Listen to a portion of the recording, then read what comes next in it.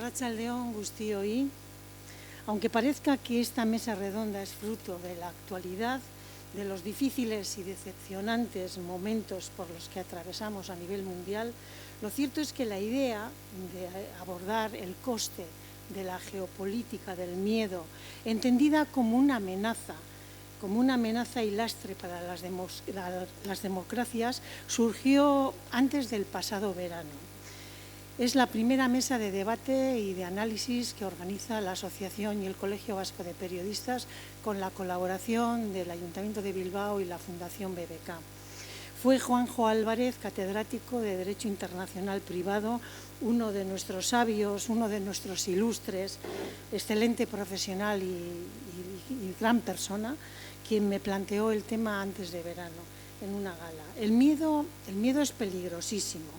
Aniquilan nuestros mejores instintos y valores que tenemos como animales racionales. Hay que tener bajo control el miedo porque nos paraliza, nos empequeñece, nos denigra como seres humanos. Una cosa es la prudencia, que es una buena compañera de vida, un mecanismo para la supervivencia, y otra cosa muy diferente es el miedo. El predominio del miedo a nivel personal y en el mundo de la política, y política es todo en nuestra vida, nos convierte en la peor versión de nosotros mismos. El miedo es una involución que individual y socialmente deconstruye, no crea humanismo, sino esclavitud. Los grandes avances, los grandes cambios que se han hecho y se hacen en la historia no son fruto del miedo, son fruto de la esperanza, del esfuerzo, de la perseverancia y el compromiso con los otros, con los demás. Los derechos humanos para todos, no para unos pocos, las libertades y la paz no se regala, no se nos regala, se arrancan, se consiguen, se logran de abajo arriba sin miedo. El miedo no nos salva de nada ni de nadie, nos bloquea y nos arrebata dignidad, salud y vida. Esto último me lo decía una médico de paliativos que recientemente me ayudó en los últimos días con mi hermano, que falleció repentinamente. Ella hablaba de que el miedo no es bueno en ningún momento, y es verdad. Somos un pequeño gran pueblo, grande por ser un pueblo valiente, sensible, trabajador, un pueblo de palabra. Nos hemos ganado a pulso el prestigio y la admiración de muchos rincones del mundo. Es un orgullo para mí pertenecer y formar parte de esta sociedad, una sociedad emprendedora que ha sabido mantener sus raíces y seguir creando comunidad, cultura, usos, costumbres e identidad. Ahora todo lo que nos define y configura está en peligro por ese gran tsunami uniformador que pretende acabar con la pluralidad, con la riqueza y diversidad cultural en el mundo. En Euskadi, los distintos sectores y ámbitos de la sociedad vasca siempre han exigido ejercer una ciudadanía que defienda su derecho a protagonizar y escribir las páginas de su historia. Somos un pueblo que se ha ganado a pulso la credibilidad que tiene en el mundo, un pueblo que con un alto sentido de dignidad ha sabido y sabe reaccionar a las necesidades, dolores e injusticias, a las propias y a las de los demás. Un pueblo que enfrenta y gestiona los retos y dificultades con humildad y determinación, sin miedo.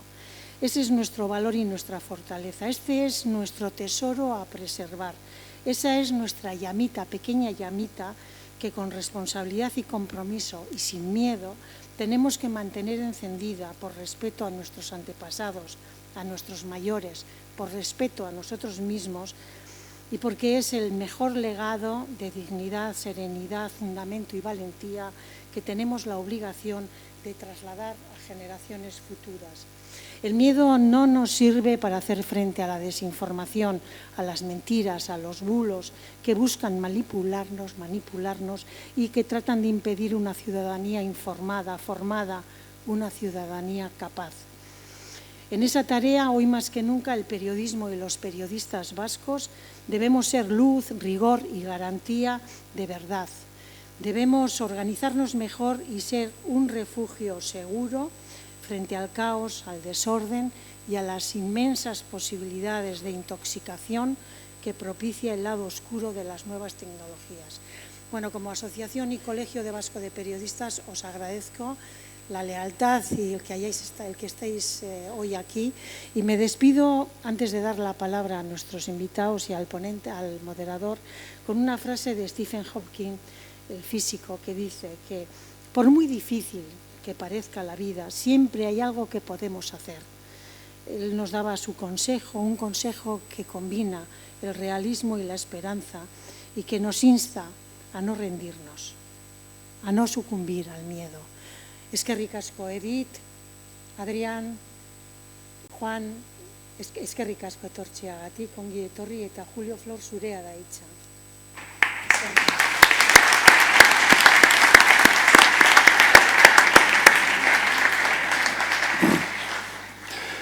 Venimos a sondear nuestros miedos, los miedos propios, los miedos de la humanidad, queriendo obtener mayor comprensión del mundo, por supuesto.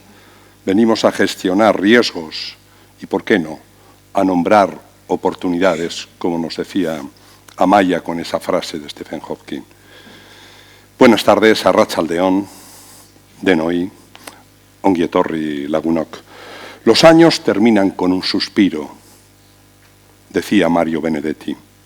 Un suspiro puede significar una respuesta emocional para aliviar la tensión. Dicen que puede actuar como un reseteo para calmar los nervios. En el año en el que estamos, apenas 2 semanas de 2026, este año ha comenzado igualmente con un suspiro. Es posible que hoy hablemos de estrategias para el dominio global de las grandes potencias, de cómo influyen en nuestra seguridad nacional, en la economía, en los medios de comunicación, en nuestras vidas, al fin y al cabo. Y para ello tenemos a 3 ponentes a los que damos la bienvenida y agradecemos su presencia.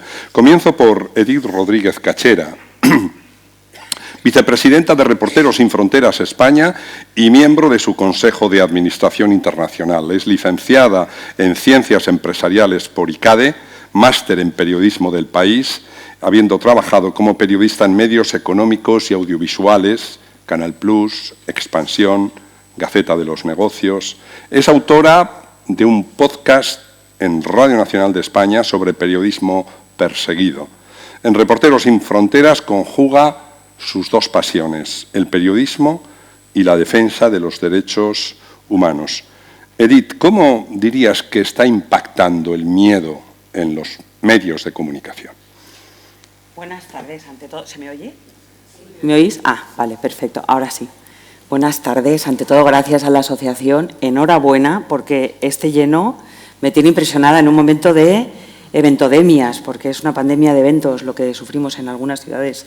Así que llenar una sala así significa que tenéis poder de convocatoria, así que gracias a la asociación, gracias Julio, gracias Amaya. Mira, os he traído, no quería hacer presentación ninguna, que esto sea lo más dinámico, pero sí me parecía interesante traer, no sé si conocéis a Reporteros Sin Fronteras, si os suena, sí, la asociación en defensa, ¿no?, organización en defensa de la libertad de prensa. He traído, que es muy sencillo porque nos representa mucho, este mapa, que es el mapa de la libertad de prensa en el mundo, que creo que habla más del miedo. Si estamos hablando de geopolítica del miedo, entonces los países, acabamos antes y decimos que los países en verde y los países en amarillo son los únicos que tienen buenas condiciones, óptimas los verdes, que es un Olimpo de países nórdicos. Mira, está Groenlandia, luego podemos hablar un rato. No me había dado cuenta. Claro, es Dinamarca. Y amarillos. Y yo creo que el resto habla por sí solo, ¿no? Aquí tenemos a una de las democracias más defensoras de la libertad de prensa históricamente, el espejo en el que nos mirábamos todos en los medios de comunicación, que tiene la primera enmienda, que es base de su Constitución, que es pilar fundamental de la democracia de Estados Unidos, en tonos naranjas con países como Mauritania o como Lituania, países bálticos o como Hungría, de la que podemos hablar, ¿no? Entonces, sería un mapa perfecto que definiría ahora mismo cómo están los medios de comunicación, en los que yo creo que impactan, no tanto en los medios, sí en los periodistas, porque no son la misma cosa y hay que distinguirlo siempre, no es lo mismo un medio que un periodista, pero sí cómo está impactando la libertad de prensa que sí sufren los periodistas, ¿no? Que es, y que tiene dos caras, y siempre lo digo también, es el derecho de los periodistas a informar, pero también, que es muy importante, el derecho de los ciudadanos a recibir información veraz y plural, ¿no? Es una libertad de doble cara, es una libertad para unos y un derecho para otros. Entonces yo creo que esto habla por sí solo más de todo lo que podamos desarrollar más adelante. Adrián Celaya es presidente de la consultora estratégica ECAI Center. Su carrera profesional ha estado ligada a puestos de alta dirección en el sector empresarial vasco. Ha sido delegado en el Comité Asesor en Política Industrial en la Unión Europea y profesor de Economía Aplicada. Es autor de más de 30 publicaciones, la última de ellas, por cierto, se titula El futuro de Europa, bases para un nuevo modelo. Adrián, en ese nuevo modelo, desde ese nuevo modelo hipotético, teórico, ¿se deben alejar los miedos? Bueno, evidentemente ese podría ser un objetivo de apostar por un nuevo modelo, evidentemente. Pero tendríamos que pensar, cuando hablamos de miedo, de qué estamos hablando, porque es importante no centrarlo, que es fundamental, digamos, los derechos de información, opinión, etcétera. Pero, y podemos tener evidentemente miedos alrededor del cuestionamiento de este tema, pero hay que tener en cuenta que hay otros temas alrededor de los cuales hay mucha gente con miedo. Me refiero, por ejemplo, a todo lo que es el ámbito económico o el ámbito cultural, que muchas veces están en la base de que en este momento se estén produciendo ese cuestionamiento de los derechos de opinión o de información, ¿no? Se suele decir a veces con un cierto cinismo que la democracia funciona cuando no hay nada importante en juego, pero que cuando hay algo importante en juego rompemos la baraja, porque no aceptamos cambios importantes. Entonces, ¿qué ocurre? Que cuando las sociedades se tensionan, empiezan a tener problemas, empiezan a tener diferencias importantes entre unos y otros sectores, es cuando se pone en riesgo la democracia, se ponen en riesgo los derechos de información. Entonces, tenemos que tener cuidado y mirar a fondo, no mirar solo a la forma, no mirar solo a las consecuencias. Hay que ver todo lo que ha pasado en Occidente y en el resto del mundo durante las últimas décadas que nos ha llevado a esta situación. Y ahí tenemos, por ejemplo, un surgimiento de los países emergentes frente a Occidente que nos obligan a contemplar el mundo de una forma absolutamente distinta, y tenemos un proceso de decadencia económica continuada en los últimos 40 años en Europa, del que apenas hablamos y en el cual los datos son muy evidentes, ¿no? Llevamos 20 años, bueno, luego hablamos más despacio si quieres. Juan Soroeta Liceras es catedrático de Derecho Internacional Público en la Universidad del País Vasco, que formó parte del equipo jurídico del Frente Polisario desde hace más de 30 años, presidiendo actualmente una asociación internacional para la observación de los derechos humanos, con la que ha asistido durante años como observador internacional a los juicios contra activistas de derechos humanos saharauis. Juan, seguro que desde ese observatorio de derechos humanos se atisban los miedos, además de muchas otras cosas. Es que es un miedo mucho más perceptible, ¿no? El miedo a que cuando salgas de aquí desaparezcas, o que se lleven a un familiar tuyo, o que en la sala contigua a la que estás oyendo cómo están torturando a alguien, y ese es desgraciadamente el día a día del pueblo saharaui, ¿no? De quienes viven en los territorios ocupados. El miedo, voy a contar una anécdota. Uno de los principales activistas de derechos humanos, Brahim Dahan, me contaba, digamos, era un poco el líder de la resistencia, la tristeza que le daba cuando algunas de las militantes saharauis que habían estado en primera fila no es que abandonaran la lucha, pero al final terminaban estableciéndose en España, pues porque su vida ahí era imposible. El miedo a todo, su vida, su integridad, su familia, no solamente, digo, ya si hablamos de cuestiones sociales, imposible, no solo para esta gente trabajar, sino para toda la gente que le rodeaba. Y él decía, es que esta gente es la imprescindible, porque esta es la que ha perdido el miedo. porque con miedo no se puede luchar. No se puede luchar, claro, estamos hablando de nuestra sociedad, nosotros vivimos en el primer mundo y para nosotros el miedo es algo que tampoco está tan lejos. En este país hemos tenido 40 años de mucho miedo y la gente está muy callada y no se ha atrevido a hablar porque el miedo atenaza. Pero son miedos diferentes, es un miedo al que yo me callo y no me pasa nada. Allí no solamente es callarte, ten cuidado porque igual por lo que tú has comentado, por lo que alguien ha dicho que tú has comentado, es una cadena y ese miedo es mucho más fácil de ver, ¿no?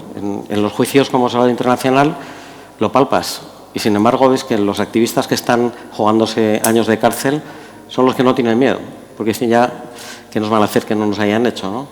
¿Cuál es la barrera? A partir de qué momento lo pierdes, ¿no? Y no es algo que desmerezca a una persona el tener miedo. El no tenerlo es irracional. El racional es cuando en una sociedad en la que no hay esperanza de nada, que diles a los palestinos, ¿no? ¿Miedo de qué? ¿De que me caiga una bomba cuando ayer cayó una y se llevó por delante a toda mi familia? Es una medida que nosotros no podemos calibrar, ¿no? Me parece. Será bueno, yo voy a hacer una nueva pregunta a Judith, porque tengo una curiosidad. A Edith, perdóname, Edith. A Edith. Y es la siguiente. Antes, lo ideal sería que después entréis en un círculo de conversación entre vosotros, creo que es lo fundamental. Yo estaré aquí también para hacer alguna pregunta más, pero Edith Rodríguez Cachera, hemos dicho antes que tienes dos pasiones que conjugas, el periodismo y la defensa de los derechos humanos. ¿Cómo has metido en tu corazón, a base de qué, la pasión por los derechos humanos? Bueno, yo creo que, te iba a decir, casi nunca me han hecho esta pregunta. Desde pequeña tengo un sentido profundo de la justicia y de la injusticia. Soy bastante mafalda, la verdad, y siempre he observado un poco el mundo así. Y además creo que se aprende mucho. No debería de existir la gente que lo pasa mal o la gente que está en desigualdad, pero creo que es de la gente, si algo bueno se extrae, que es de la que más se aprende, porque es gente que atraviesa tremendas dificultades y las vence. Yo, por ejemplo, respecto al periodismo, me ayuda a reivindicar esta profesión todos los días, porque sabemos que está muy denostada en las democracias, porque la tenemos por sentada, porque, es decir, podemos mentar la madre de los periodistas, pero es que porque podemos. Es que, como enseño en el mapa, en el 75% de los países del mundo no hay libertad de prensa. No se puede ejercer libremente el periodismo. Los periodistas son los primeros, son un objetivo prioritario. Lo hemos visto, qué año más ilustrativo, más dramático. 250 periodistas palestinos asesinados a manos del ejército de una presunta democracia, porque claro, luego podemos hablar de esto un montón de tiempo, ¿no? No hablemos de los periodistas donde no existen, ¿no? Saharaui, un país tan amigo como Marruecos, que tiene a sus propios periodistas encarcelados, a todos los periodistas o periodistas ciudadanos saharauis encarcelados. Entonces, ayuda el hecho de ver cómo hay gente que se está jugando constantemente la vida, bien sean dictaduras, en regímenes autoritarios, es decir, cada vez más partes del mundo, bien sea perseguidos por el crimen, porque muchísimos, por ejemplo, compañeros latinoamericanos. Escuchaba el otro día a Gabriel García Márquez decir una cosa que me impactó, decía: lo sabemos todo sobre el crimen organizado y el narcotráfico en América Latina, y es gracias a los periodistas latinoamericanos. No sabemos nada del narcotráfico ni del crimen organizado en Estados Unidos, nada. Y eso es porque los periodistas estadounidenses no lo investigan. Tienen grandísimos periodistas de investigación en América Latina. Por tanto, convivir con periodistas que están siendo perseguidos, ayudarlos, apoyarlos, ver hasta qué punto exponen sus vidas, para señalar, para hacer de contrapoder, que al final es la misión del periodismo, y cómo aquí a veces se denosta tanto la profesión periodística. Bueno, es una forma un poco de reconciliarse, ¿no? Como periodista que soy, entiendo perfectamente los ojos con los que has contemplado el mapa. No sé, Adrián y Juan, cómo contemplan el mapa mundi, ese mapa global donde se mueven tantos intereses. Luego escucharemos alguna grabación que le he pedido a Moja y que la suelte, porque es una noticia de esta tarde. Pero, ¿con qué ojos contemplas el mundo, Adrián? ¿Con cuánto pesimismo, con cuánto optimismo, con cuánto dolor? No sé si con cuánto miedo. Bueno, suelen decir que los tiempos de grandes amenazas son también los tiempos de grandes oportunidades, ¿no? Y seguramente esto es lo que está pasando, ¿no? Que es evidente que estamos ante un cambio histórico, yo creo que ahí no hay ninguna duda, pero ver el conjunto de factores que inciden dentro de ese cambio histórico es fundamental. ¿Con qué ojos lo miramos nosotros? Pues desde el punto de vista del asesoramiento estratégico, sin querer, nos hemos ido moviendo a distintas áreas, aunque yo vengo más bien del ámbito primero jurídico, luego económico, pero luego hemos entrado en el tema geopolítico y al final también en el ámbito sociocultural. Y al final creo que efectivamente los retos de futuro están en los tres ámbitos, ¿no? Tenemos un enorme reto geopolítico que, por un lado, tiene algo positivo, muchas cosas positivas, desde el punto de vista, digamos, de que estamos avanzando hacia un mundo más plural, más multipolar, en el que los países emergentes y en desarrollo van a crear sus propios mecanismos de avance frente a Occidente, y el enorme riesgo de que en la reacción frente a ese proceso entremos en un enfrentamiento que no sabemos dónde puede terminar, y lo que está sucediendo en buena parte está relacionado con esto, ¿no? En el ámbito económico estamos en el agotamiento de un modelo que lleva 40 años sin funcionar, ya lo he dicho antes, pero es que esto no se dice y es importantísimo, ¿no? Europa occidental lleva 20 años en situación de estancamiento, ¿no? Con un crecimiento de la productividad anual inferior al 1%. Esto es, si lo comparamos con los últimos años de la Unión Soviética, es una situación peor, ¿no? Que es cuando se supone que la Unión Soviética se hundió. Y esto no se dice. Y este es el gran problema de Europa, no es tener problemas, es haber perdido la capacidad de hacer frente a los problemas, porque los escondemos. Tenemos ese reto económico, tenemos un enorme reto cultural, tenemos unas instituciones que nos gustan o no nos gustan, pero no hacen frente a los problemas. Y esto es un riesgo hacia el futuro tremendo y una causa fundamental de que las cosas estén estallando en distintas direcciones, ¿no? Juan, tú tienes tus alumnos en la Universidad del País Vasco, vives aquí, eres un ciudadano vasco, pero nos has hablado en tu primera respuesta, te has ido al Sáhara, te has ido a los campamentos de refugiados de Tinduf, probablemente con tu memoria y con tus imágenes. Es muy diferente, son muy distintos los miedos, digamos, allí que aquí. Es que yo es decir, mi punto de vista no es el de los campamentos refugiados, que es el recurso al que lo primero que le viene a la gente en este estado cuando se habla del Sáhara. El Sáhara Occidental es un territorio ocupado por Marruecos, no son los campamentos refugiados. Entonces, claro, la perspectiva en los campamentos es desoladora porque no hay ninguna razón para el optimismo, a no ser que un día se levante el agente naranja y se le ocurra decir, pues mira, vamos a ver la independencia de los saharauis, cosa que no parece que vaya a ocurrir, ¿no? Pero no hay ninguna razón para el optimismo, son 50 años ya sufriendo la ocupación, quienes viven en los campamentos refugiados sufriendo esa situación de mera supervivencia, sin esperanza de nada. Y a los territorios ocupados es que es todavía peor. En estos momentos el 80% de la población del Sáhara Occidental son colonos marroquíes.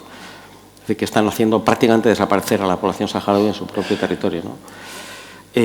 Como profesor de Derecho Internacional, mi perspectiva es mucho menos optimista que la tuya, infinitamente peor. Es decir, después de la Segunda Guerra Mundial, bueno, después de la Primera Guerra Mundial se creó la Sociedad de Naciones con el objetivo de establecer un sistema que permitiera resolver los conflictos entre los estados sin recurrir a la fuerza. Fracasó. Después de la Segunda Guerra Mundial, las Naciones Unidas fue el siguiente intento.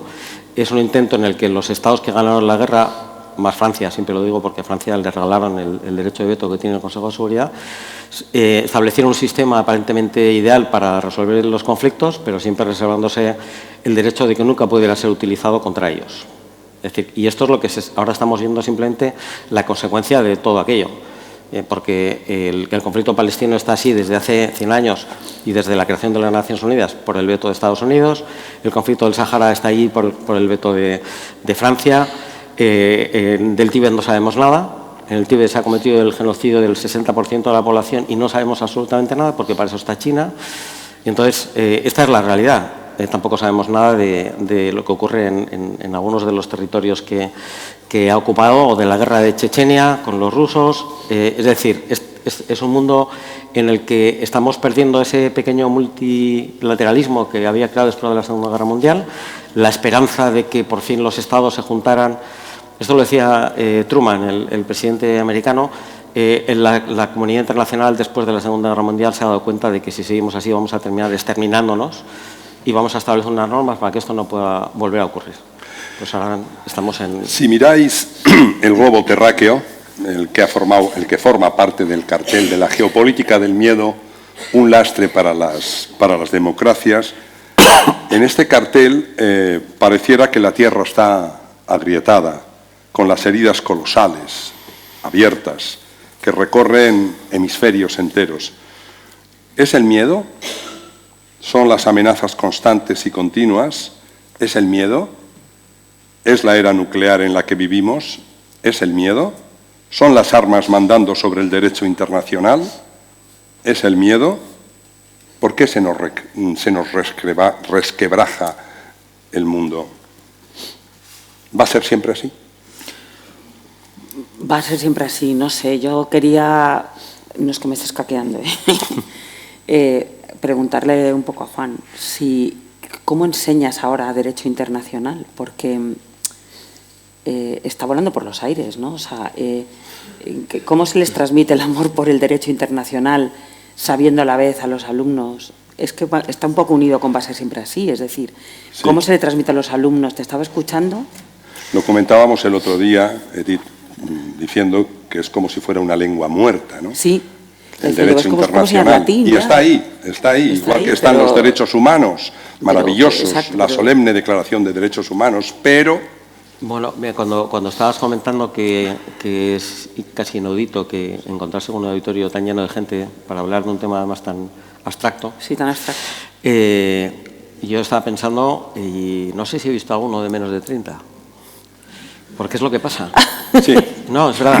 Sí, no, seguramente habrá alguno, pero es lo que ocurre. Dentro de nuestra sociedad hay una desmovilización que además nos llama mucho la atención porque la nuestra era justo la contraria. Nosotros estamos obsesionados con leer, con aprender, con movilizarse, y hoy en día pasa todo lo contrario, ¿no? Hace no mucho hubo una manifestación en San Sebastián, seguramente recordaréis, con Palestina, una manifestación, toda la gente iba andando hasta el Peine del Viento, nos tomamos todos en el suelo, pusieron las sirenas de Guernica, y cuando nos levantamos la gente estaba encantada, ¡jo, qué bien, cuánta gente! Y digo, oye, ¿pero has visto algún joven? Que no haya sido el nieto que ha venido a ayudarle al abuelo a levantarse del suelo. Y realmente, y luego lo comenté en clase, estamos hablando de Gaza todos los días y os da igual. Y dice, no nos da igual. Y mientras te dicen eso están pasando así el móvil, ¿no? Es otra mentalidad. Y entonces transmitir eso es muy complicado. Lo que les llega es, no saben nada. Hace poco tuvimos una conferencia en un curso de Derechos Humanos con Luis Castells, hablando de la violencia en Euskadi en los años 80-90, y al salir estaba un grupo de estudiantes y me dicen, ¡jo, la mejor conferencia del curso! No sabíamos nada. Y digo, coño, ¿pero en dónde vivís? Y esto pasa un poco con todo. Entonces, ven noticias, saben cuestiones sueltas. ¿Cómo explicas el derecho internacional? Pues como que no es un ideal, pero desde luego es lo mejor que tenemos. No tenemos otra cosa. Y el derecho internacional ha hecho que durante, por lo menos, las últimas décadas, cada vez los Estados han ido tratando de justificar ante su opinión pública que respetan el derecho internacional. El trío de las Azores, para justificar que tenían derecho a intervenir en Irak, dijeron, no, el Consejo de Seguridad nos ha dado la autorización, lo cual no era cierto, pero trataban por lo menos de justificar ante su opinión pública y ante la opinión pública internacional. Nosotros no estamos violando el derecho internacional, estamos apoyando el desarrollo del derecho internacional. Antes era Vietnam, pues Estados Unidos decía intervenir en Vietnam y intervenía, y la Unión Soviética decía ocupar Afganistán e intervenía. Entonces, lo que pasa es que ahora parece que volvemos a los orígenes y ya pues volvemos a la situación en la que, bueno, pues nuestro amigo Trump decide cada noche pues lo que va a ocurrir al día siguiente en el mundo. Puede ser una... Sí. No es que te quiera llevar la contraria, pero quizás una matización, ¿no? Porque en realidad a lo que estamos asistiendo es a una situación de desequilibrio como consecuencia de que se está rompiendo una situación de aparente estabilidad desde los años 90, que en realidad se basaba en el poder norteamericano. Es decir, desde la Segunda Guerra Mundial hasta el fin de la Guerra Fría teníamos un relativo equilibrio internacional, pero basado en un mundo bipolar, en dos poderes que mantenían un cierto equilibrio.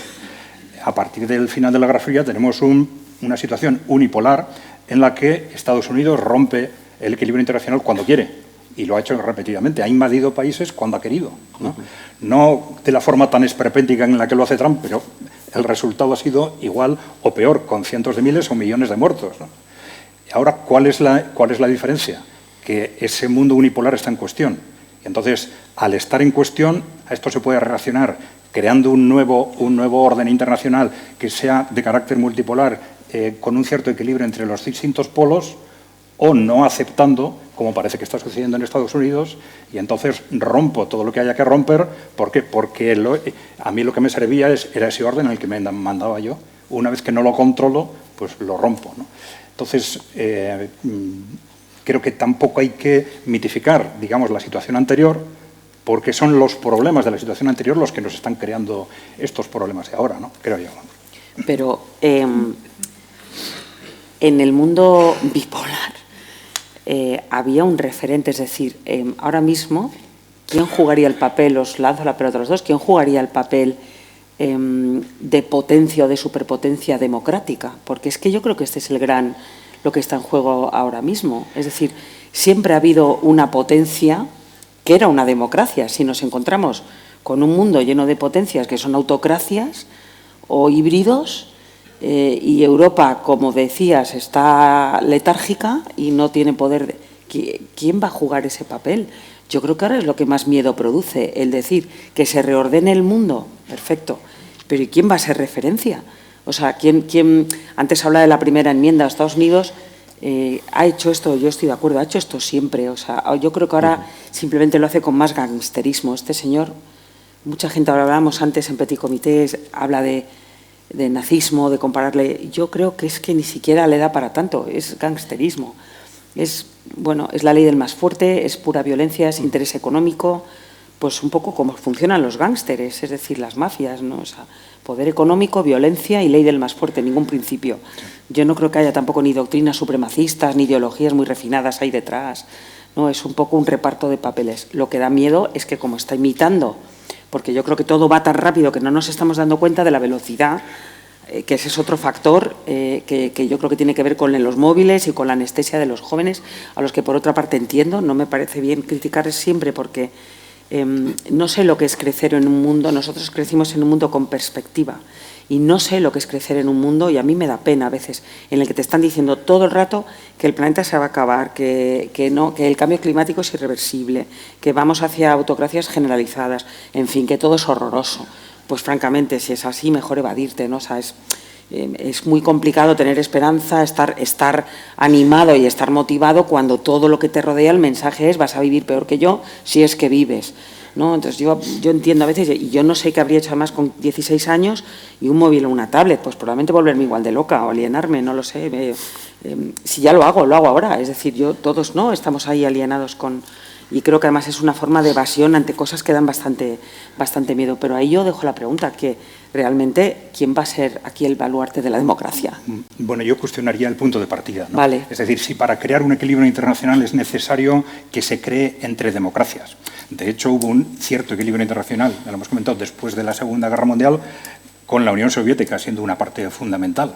Entonces, yo no diría que solo hay que hacer cosas con las democracias, solo se pueden hacer cosas con las democracias. No, la historia de la humanidad es la historia de la humanidad, y no ha habido democracias hasta hace 200 años, ¿no? Entonces, eso no quiere decir que no existirá mundo. El mundo existe y puede funcionar, quizás no de la forma que a nosotros nos gustaría, pero hay que tener en cuenta lo que es la realidad del mundo, ¿no? Hay muchas cosas que, independientemente de eso, podemos aprender, pero claro, sí. Yo creo que es un error drástico partir de democracia, solo democracia, y contra lo que yo llamo no democracia, guerra, porque esa es la segunda parte, ¿no? Esa es la segunda parte. Entonces, porque incluso en la clasificación de lo que es democracia o no, también cambiamos constantemente en función de la coyuntura política. Hace 10 años nadie cuestionaba que Rusia fuera una democracia.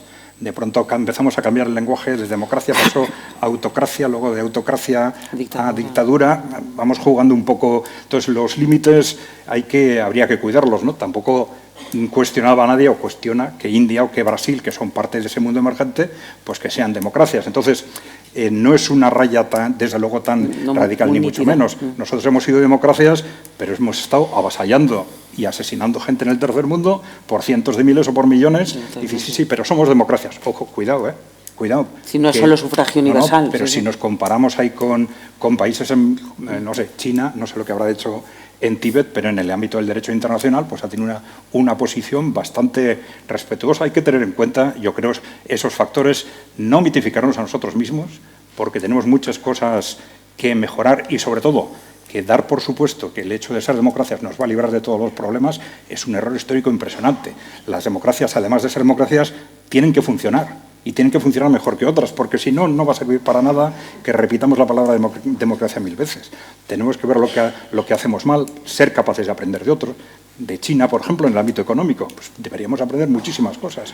Y claro, ponemos la palabra democracia delante y ya nos olvidamos de todo lo demás, un error histórico. La geopolítica moldea el poder, establece alianzas y también rivalidades, indica en parte la manera en la que se gobierna el mundo, sea ante el cambio climático, como nos decía Edith hace un momento, las migraciones, qué decir de las fronteras, de los recursos energéticos, qué decir de los conflictos y las guerras que asolan el planeta. Y quiero recordar que hay 50 guerras, aunque tengamos en la cabeza 2, quizá 3, hay muchas más. Quisiera que escucháramos todos un corte de cómo se ha abierto un informativo hoy en una cadena a nivel del Estado. Eran las 13 horas de hoy. A pocas horas de la reunión en la Casa Blanca con Dinamarca y Groenlandia, el presidente de Estados Unidos, Donald Trump, acaba de volver a insistir en su red social en que la isla es fundamental para la seguridad nacional de Estados Unidos. Antonio Martín, buenas tardes. Buenas tardes. Trump calienta aún más las horas previas a esa reunión con este mensaje en el que sitúa a Groenlandia como un territorio clave para su proyecto de escudo antimisiles, el llamado Golden Dome, y aprieta también a la OTAN, cuyo secretario general no ha criticado ni uno solo de sus movimientos. Escribe Trump que la alianza debería liderar los esfuerzos para que Groenlandia pase a manos estadounidenses y no quede en poder de Rusia o de China. Así que insiste en ese argumento no demostrado de que Moscú y Pekín tienen cada vez más influencia en el territorio autónomo danés. Recuerda Trump que sin Estados Unidos la OTAN no tendría la capacidad de disuasión con la que cuenta, y concluye que todo lo que no sea que Groenlandia acabe en manos de Estados Unidos es inaceptable. Hace unos minutos, además, la televisión pública danesa ha publicado un vídeo de un avión militar que llegó el lunes a Groenlandia con equipamiento en previsión de un despliegue mayor para defender la isla. No sé cuánto miedo nos provocan estas noticias, que son insistentes en los últimos días y en los últimos meses. Desde luego imagino a los de Groenlandia, que creo que son unos 56.000 y pico, que viven fundamentalmente en la parte sur y en el oeste de esa inmensa isla, llenos de miedo, Juan. Bueno, pues no hay más que ver lo que ha pasado en Venezuela, ¿no? Estados Unidos puede intervenir militarmente donde le dé la gana, y además con el argumento de Trump: como tengo la fuerza, lo voy a hacer y ya está. Y nadie me va a rechistar porque nadie puede hacerlo. Y esa es la realidad. Es la ley del más fuerte. Hemos vuelto a la edad de piedra. Toda esa evolución, ya al margen de democracias, que también es un concepto de Grecia, o sea que ya tiene su edad, de todo aquello en el que aparentemente la sociedad iba progresando hacia el estado del bienestar, por lo menos como una idea general de desarrollo, de hacer la vida de la gente mejor. Ese pacto que había, o que poco a poco se iba consolidando, con independencia de que es cierto de que Francia, va a parecer que tengo alguna fijación con Francia, y seguramente sea verdad, pero Francia ha controlado el imperio colonial, lo sigue controlando hasta ahora. Se llevó 1 millón de personas en la guerra de liberación de Argelia. Argelia, la semana pasada, el Parlamento decidió que ha sido un crimen de guerra. Bueno, es un crimen, se ha llevado 1 millón de personas por delante. Francia no ha pedido perdón. Es decir, que son democracias, aparentemente. Nosotros vivimos en ellas y vivimos cómodamente, pero vivimos también a costa de otros pueblos de los que ni siquiera sabemos lo que está pasando. También porque la prensa no tiene ni acceso ni tiene capacidad de informar. Lo que está pasando en Gaza es terrorífico. Y lo que voy a decir va a sonar una salvajada, pero son solo 65.000 personas. Obviamente lo digo con toda la ironía del mundo, ¿no? Pero es que abajo, un poquito más abajo, en Etiopía, pues van de 100.000 en 100.000. en Etiopía y en Sudán y en tantos países, ¿no? Y en Yemen, donde se interviene militarmente todos los días. Es desolador. ¿Qué miedo? Yo no sé. Creo que estamos poco a poco asimilando lo que está pasando. Y de todas formas, yo creo que esto es reversible. No creo que esto esté cambiando y que en 3 años con este señor en el poder vaya a cambiar el mundo. Esa es la esperanza que tengo yo. Edith, antes nos decías la cantidad de cosas que han pasado en la política internacional en del segundo mandato de Donald Trump en este primer año. Yo decirte simplemente, Juan, pero por puntualizar, que 72.000 gazatíes sobre 2,1 millones, es un 3% de la población, que extrapolado a España hablaríamos de 1,5 millones de víctimas civiles. No hablo de porcentajes porque claro, imagínate, el Tíbet no es nada. Que las cifras absolutas, así que yo muchas veces lo pongo en contexto, porque cuando la gente efectivamente dice 70.000 o 250 periodistas, pues 250 periodistas es el 25% de la profesión en Gaza. 25% de la profesión en Gaza en España sería, hay 17.000, además a lo mejor en FAPE, habrá afiliados 15.000 o 17.000, pues hablaríamos de 4.000 periodistas asesinados en 2 años. 4.000, o sea, es que muchas veces hay que ponerlo en contexto. ¿Qué me decías? Sí, que en este año la cantidad de... Hacíamos ahora, creo que juró el 20 de enero, ¿no? Trump, el primer año de Siempre, el día de San Sebastián. Eso es. Sí.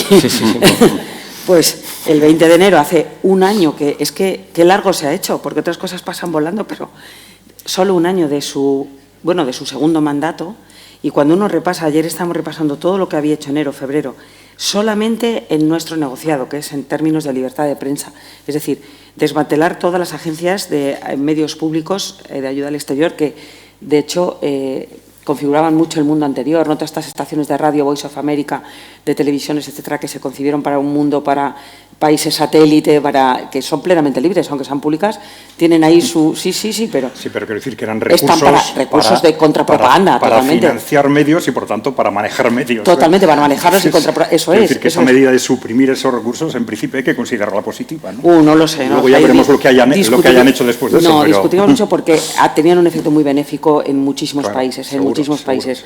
Sí, Vietnam, además han quedado muchos periodistas colgados en cárcel, que eran periodistas de Voice of America o tal, o Voice of Asia, ¿no? Pero bueno, volviendo al tema, desmantelamiento de toda la ayuda exterior. Las ONGs, muchísimos medios de comunicación en lo que a mí respecta, ONGs que de la noche a la mañana vivían de la ayuda exterior americana y que se han quedado sin nada. Ha reconfigurado por completo la ayuda al desarrollo para muchísimas ONGs que han tenido medios, por ejemplo, en el exilio. Yo esto lo pongo mucho. En España tenemos un montón de medios latinoamericanos que están en el exilio. Hablamos antes de Venezuela, pero hay medios cubanos, tenemos periodistas afganas, un montón en el exilio español y un montón de medios mexicanos perseguidos por el crimen, colombianos, etcétera, que vivían un poco de la ayuda exterior estadounidense y a los que se les ha liquidado de la noche a la mañana. Pero es que si hablamos en términos solo de prensa, retirado credenciales, censurado, favorecido y prohibido fusiones de medios, retirado a presentadores de televisión, en fin, prácticas... sobre todo, que es una cosa en la que sí me gustaría incidir, que esto sí que es miedo, esto es generar miedo, demandas. Las acciones, lo que llamamos, aquí tenemos por España el lawfare, las demandas judiciales abusivas se están utilizando por todo el mundo y esto Estados Unidos ahora es completamente nuevo, es un recurso terrorífico, o sea que un gobierno te demande cada vez que intentas ir en su contra es tremebundo, porque todos sabemos lo que supone para un defensor de un derecho humano, un activista o un periodista ser demandado, ¿no? Pues esto, de hecho, antes de que gobernara Trump, constituyeron los grandes medios norteamericanos un fondo para pagarse los gastos jurídicos, porque bueno, el Washington Post o el New York Times pueden, pero no todos, ¿no? Vetar el acceso al Pentágono, vetar el acceso a la Casa Blanca, vetar el acceso al Air Force One, son medidas que sumadas a nosotros, por ejemplo, como ONG, nos han hecho decir, pero esto hay que repensarlo, porque va tan rápido que yo creo que es otro elemento característico de ahora y que además es muy aniquilador, ¿no? Te deja muy atontado. Esto de que no tengamos capacidad de reacción tiene mucho que ver con la velocidad, ¿no? Es tan rápido que no te das cuenta de todo lo que nos han ido haciendo y que tengamos que sentarnos y que no nos da tiempo a decir, ¿pero esto es una autocracia o qué? Porque es que nos pasamos el día denunciando a Víctor Orbán, por hacer lo mismo nosotros como ONG, o a Narendra Modi en la India, o estamos todo el rato denunciando, o a Putin Es decir, está haciendo medidas, pero muy rápido, no encarcela de momento, pues porque la democracia americana y los check and balances estos africanos son muy importantes, ¿no? No encarcela de momento, no llega a pero está haciendo cosas que hacen que con Bolsonaro pues estamos todo el rato dándole caña. Entonces, hay que, y yo creo que esa es una gran pregunta que te os lanzaba antes, ¿dónde está la linde? ¿Dónde está la frontera entre la democracia y la autocracia? ¿Cuándo dejamos de serlo? Porque ¿qué es ser democracia? Solamente es votar, es un sufragio, porque la mayoría de estos líderes están elegidos por sufragio. ¿Qué es? Y en Rusia se vota. Se puede contestar, pero se vota. Entonces, ¿qué es? Y yo creo que esto es lo que más miedo, hablando de miedo, da ahora. La pérdida de referencias da mucho miedo. Los cambios en general a los seres humanos nos producen muchísimo miedo y estamos en un cambio muy profundo. Y sobre todo el no sentir que pisas, ¿dónde estoy pisando? ¿No? Y el no saber qué es una democracia, a mí por lo menos me da mucho miedo. Tú lo has dicho antes, porque perfecto, no lo hemos sido siempre. Entonces yo te escuchaba y decía, ¿y qué vamos a vivir en un mundo en el que toleremos que no? Porque a veces el decir, oye, yo defiendo los derechos humanos, pues sabemos que es imperfecto, pero son etiquetas morales necesarias, ¿no? Entonces, ¿dónde está la linde? Porque ¿dónde ponemos? Si no es en votar, que sabemos que no, que es en la fortaleza de las instituciones, en no puentearlas, porque pues bueno, se han saltado ya congresos, parlamentos. O sea. Hay esperanza. Quiero decir, Julio Cortázar, siempre un escritor argentino, siempre se manifestaba a favor de la esperanza. He escuchado no sé cuántas entrevistas con el señor Cortázar y he leído sus maravillosas novelas, ¿no? Pero él decía que la esperanza es la vida misma defendiéndose y que siempre hay que dejar una luz en la esperanza. Amaya nos leía esa frase, por muy difícil que parezca la vida, siempre hay algo que podemos hacer. ¿Realmente es así? ¿Qué podemos hacer? Juan, Adrián. Bueno, vamos a ver, hay esperanza. Yo creo que van a venir años muy difíciles, los próximos años. Y sobre todo desde el punto de vista que estabais comentando, desde el punto de vista de derechos humanos, etcétera, van a venir años muy difíciles también en Europa. Y años muy difíciles por parte de distintas tendencias políticas, ¿no? Es decir, de las tendencias pueden venir tentaciones similares por parte de estas tendencias, digamos, conservadoras populistas que están creciendo de forma disparada en toda Europa, cercanas al trumpismo, pero también desde el punto de vista de los partidos clásicos estamos viendo cómo hay un progresivo, lento pero progresivo, atrincheramiento frente a una situación cambiante a la que tienen mucho miedo, ¿no? De atrincheramiento, pues por vía, por ejemplo, de censura en Internet. Se está pidiendo cada vez más censura en Internet, obligando a los medios de Internet a que censuren. Se está deteniendo gente en Alemania y en Inglaterra por comentarios en Internet cada vez más. Y esto es algo casi inevitable cuando una sociedad o una determinada élite o el establishment, si se quiere, se siente en peligro. Es decir, cuando hay un grupo de poder que se siente en una situación en peligro, pues empieza a cuestionar derechos humanos, cuestionar la democracia, cuestionar las elecciones, etc. Y como estamos en una situación crítica y esa situación crítica va a ir a más, pues los peligros van a ser inminentes. Nosotros calculamos que cuando termine el conflicto en Ucrania, previsiblemente en un año, vamos a tener un periodo de 3-4 años de convulsión política en Europa, probablemente en tres tendencias. Una tendencia a los partidos tradicionales, si se quiere. Por otro, los grupos populistas conservadores, que ya están cerca de llegar al poder en los países principales europeos. Y, por otro lado, el empuje de los países emergentes. Rusia, China, que sobre todo en Europa Central y Oriental van a tener un peso decisivo. Vamos a tener una convulsión política y dentro de esa convulsión política puede pasar de todo. Cualquiera de los grupos que se sienta con miedo de perder el poder, pues va a tomar medidas para evitarlo. No hay que ser idealistas en ese sentido. Eso es lo que lamentablemente los grupos políticos suelen hacer cuando ven su poder en peligro. De hecho, no sé si recordáis la entrevista que le hicieron al comisario europeo Thierry Breton, preguntándole por lo que había sucedido en Rumanía, y él dijo, sí, nosotros lo hicimos, es decir, conseguimos anular las elecciones porque había ganado un candidato que era nuestro, y cuando decía nosotros parecía que estaba pensando en la Unión Europea. Y decimos, y si hay que hacerlo también en Alemania, lo haremos. ¿Y eso por qué? Porque hay pues es un establishment que se empieza a sentir en peligro. Entonces, los riesgos contra los derechos humanos, contra la democracia, pueden venir durante los últimos años por todas partes, ¿no? Bueno, esperanza. Antes de que comenzara la guerra de Ucrania, puse en clase un par de años una entrevista una rueda de prensa que daba Putin, en la que una periodista estadounidense, además yo creo que decir estadounidense porque la gente dice americana y poco a poco vamos creyéndonos que América es Estados Unidos, América para los americanos, pues ¿de dónde serán los guatemaltecos, ¿no?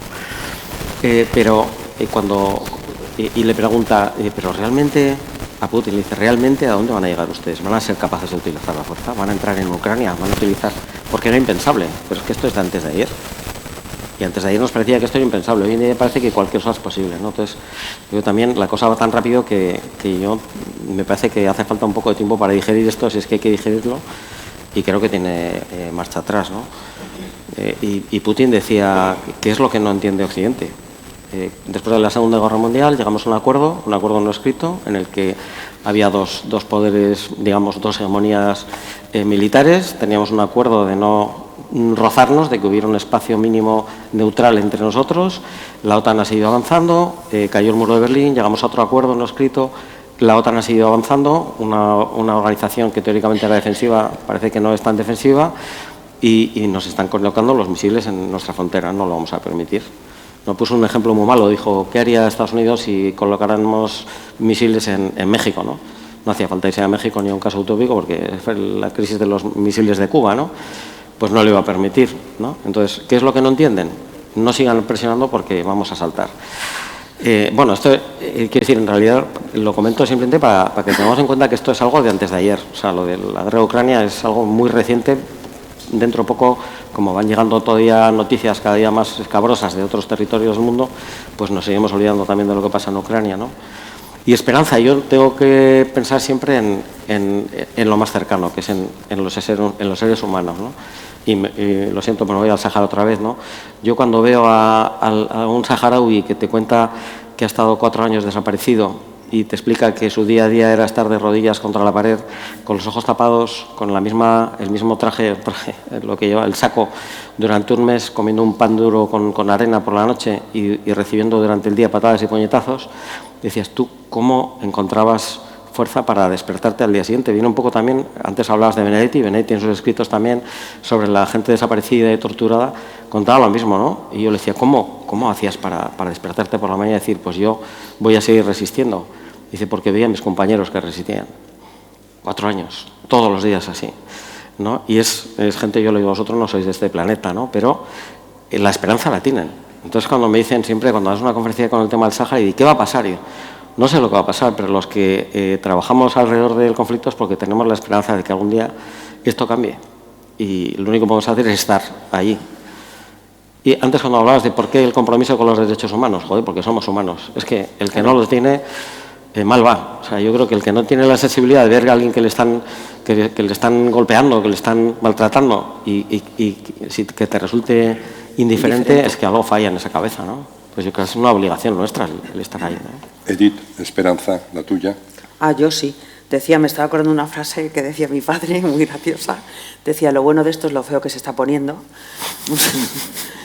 En el sentido de que todo momento malo tiene su anuncio también. O sea, los cambios no son eternamente malos, ¿no? Entonces yo creo que lo que estamos es, y eso da mucho miedo, lo repito, muy desconcertados, porque nos están bailando bajo los pies todas las referencias que tenemos, vamos a decir que desde el 45, que son las que hemos mamado de nuestros padres, las nuestras y las que hemos intentado transmitir a los hijos, ¿no? Entonces todo eso ese mundo está desapareciendo y es muy incierto, con un escenario de nuevas tecnologías que es otro melón enorme del miedo, porque yo creo que si preguntamos aquí si la gente cree que es un espacio público, el 100% nos diría que sí, y sin embargo no lo es. O sea, es un espacio público de facto en manos privadas de tecnoligarcas, que esto es otro mundo en paralelo. Es como el mundo del revés de Stranger Things, pero en paralelo, ¿no? Es un mundo que corre a la vez que el mundo real y donde se juegan también un montón de batallas. E insisto, un mundo no regulado, que es el mundo virtual, un espacio público en manos privadas, que es otra cosa insólita, pero a la vez para mí muy ilustrativo de lo que puede estar pasando también en el espacio físico, que es ir avanzando hacia un espacio público cada vez en manos más privadas. Entonces se va a redefinir, está clarísimo que se está redefiniendo el mundo, pero yo sí creo, no sé, es para mi naturaleza, que se reformularán y que si tenemos que volver a tocar fondo, de alguna forma que desconocemos, pues lo tocaremos y remontaremos reinventándolo. Quizás es necesario que se ponga un poco feo para que surjan cosas buenas, ¿no? Os recuerdo que estamos con Juan Soroeta Liceras, catedrático de Derecho Internacional Público de la Universidad del País Vasco, con Adrián Celaya, presidente de CAI Center, una consultora de asesoramiento estratégico global, y con la periodista Edith Rodríguez Cachera, vicepresidenta de Reporteros Sin Fronteras España. Antes ha estado aquí, entre nosotros. Hay jóvenes, a verlos, haylos, en la sala. Pero, ¿qué papel? Son la generación del mañana. ¿Qué papel adjudicáis a los jóvenes? El otro día estaba hablando con un joven y él me señalaba, yo le decía aspectos negativos de la política mundial, y por cierto quiero recontar una anécdota que ocurrió aquí. Julio Anguita dijo que si nos poníamos a describir la realidad del mundo nos poníamos todos a llorar, así que había que buscar propuestas. Había que lanzar ideas, había que estrujarse la mente. Eso nos lo dijo Julio Anguita aquí, pues hace unos cuantos años. Un hombre, un político y sobre todo un ser humano al que añoro, al que quería y al que conocí muy bien. Pero el papel de los jóvenes, os decía que un joven me comentaba el otro día cuando yo le mencionaba un montón de aspectos de lo que está ocurriendo en el mundo, en distintos lugares del mundo. Él me señalaba, decía, bueno, sí, pero te estás olvidando del triunfo de Madani en Nueva York, claro. Y las declaraciones que han hecho. Y ha llegado un musulmán y un inmigrante y está de alcalde de Nueva York y sacando pecho y no arrendrándose, no, decía él, acojonándose ante Donald Trump. No sé, el papel de los jóvenes, Juan, tú que los tienes cerca, además, en tus clases. Es muy complicado.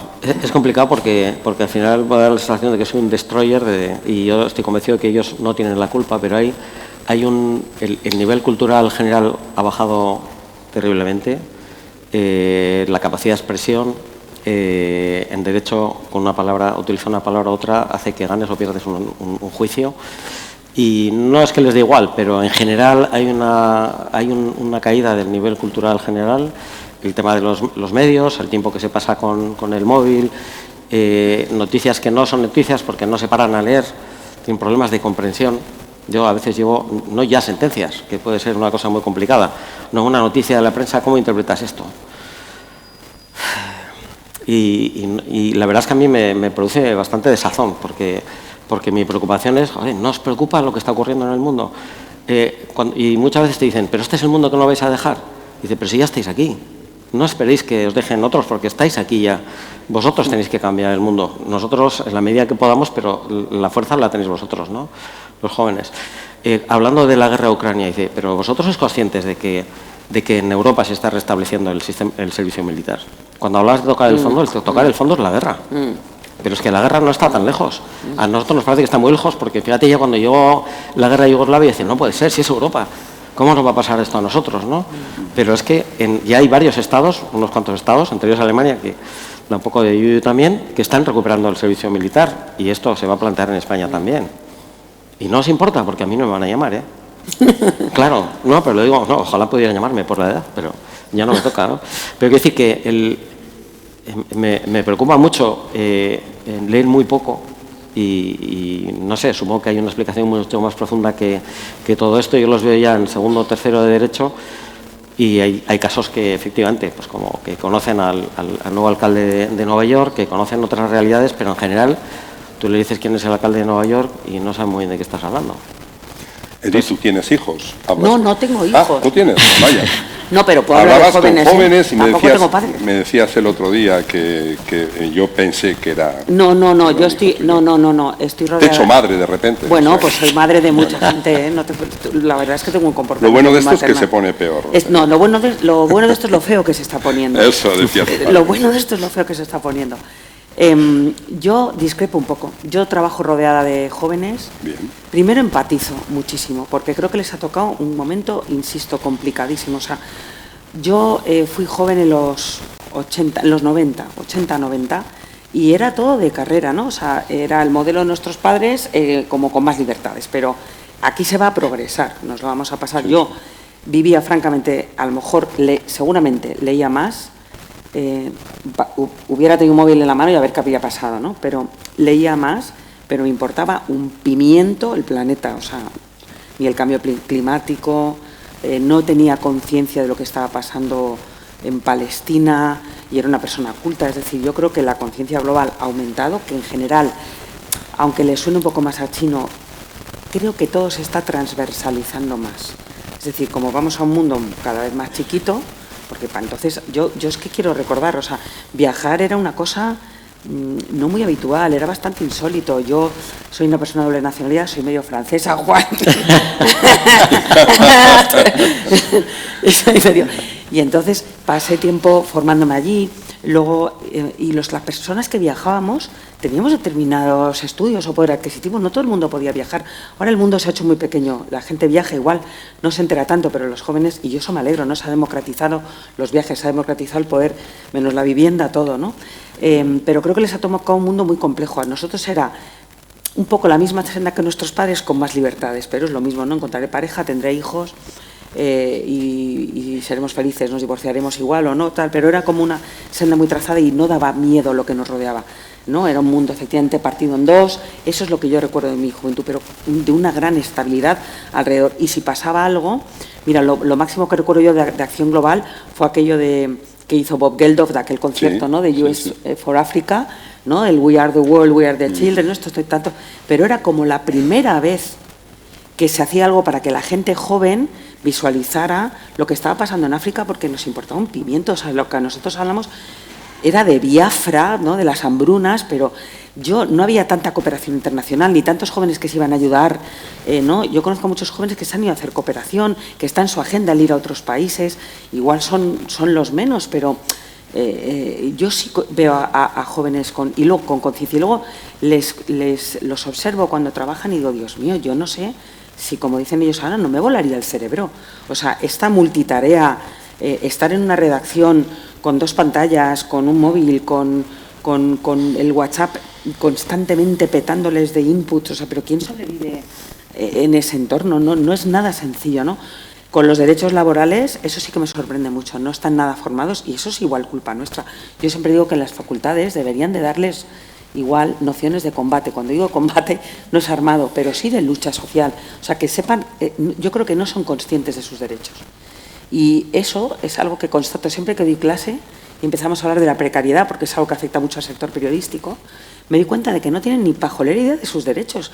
Y acaba siendo una clase de sindical, que digo, bueno, que os traigan a alguien de los sindicatos de periodistas, porque tampoco estoy yo para daros aquí que nos pongamos a hablar de lucha obrera, ¿no? Pero no son conscientes y no los usan. Nos hemos dedicado nosotros a desarmarles en derechos durante generaciones, haciendo reformas, especialmente laborales, hasta hacerles creer que ninguna lucha es posible. Es verdad que la vida es muy cómoda y en esas condiciones pelear es muy complicado. Es mi última pregunta, porque a partir de la respuesta que nos dé Adrián Celaya, vamos a pasar el micrófono para que, por favor, eso sí, preguntas lo más breves posibles para que respondan, viendo sobre todo también, además de la pregunta, la curiosidad, la duda, ver también, escucharos un poco cómo respiráis, cómo respiramos todos, si respiramos esperanza, respiramos miedo, qué nos inquieta. Pero, Adrián, tu mirada sobre los jóvenes. Sí, digamos que no es mi especialidad, ¿no? Pero mi impresión un poco subjetiva es que los jóvenes, por un lado, tienen el problema de que si todos somos manipulables, los jóvenes más. Ese es digamos, el aspecto negativo, cara a qué hacer cara al futuro, ¿no? Pero, por otro lado, también es cierto que tienen más capacidad que nosotros de apostar por cosas nuevas, ¿no? Nosotros estamos muy pegados a lo que hemos vivido durante décadas, ¿no? Entonces, para el futuro de los jóvenes y para que los jóvenes puedan posicionarse cara al futuro, hay un papel fundamental, que es, por ejemplo, de periodistas y medios de comunicación, es decir, que tengan la información correcta, porque este ha sido, curiosamente, un enorme problema en Europa en las últimas décadas, ¿no? Creo que algo he dicho al principio, no estamos posicionados con lo que estaba pasando realmente en el mundo, hasta que de pronto estalla este tema en Ucrania, nadie sabe de dónde viene, en la televisión te dicen que hay un país que ha invadido otro, pero resulta que era algo que lleva 20 años larvándose. y nadie sabía nada de qué eran los países emergentes, hasta dónde estaba llegando la influencia de China. Nadie sabe hasta qué punto nuestro modelo económico está agotado y hay otros que están funcionando bien. Es decir, este tipo de cosas es muy importante que a través de los medios y de los periodistas, por supuesto, los jóvenes tengan buena información y a partir de esa buena información tendrán más posibilidades de posicionarse correctamente cara al futuro, ¿no? Bien. ¿Preguntas?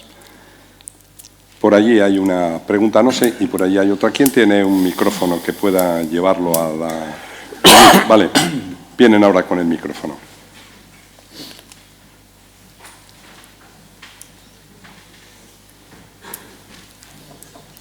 Aquí, en la tercera fila, el señor... Bueno, yo respuesta no quiero porque yo lo tengo muy claro, ¿no? Yo tengo la respuesta, se puede decir. Sobre Trump, que hasta hace poco yo pensaba que era el francés segundo, se creía el más grande estadística de historia, después de francés segundo, quitarle el primer puesto, ¿no? Y me estoy equivocando. Y la pista me la ha dado el señor de rojo.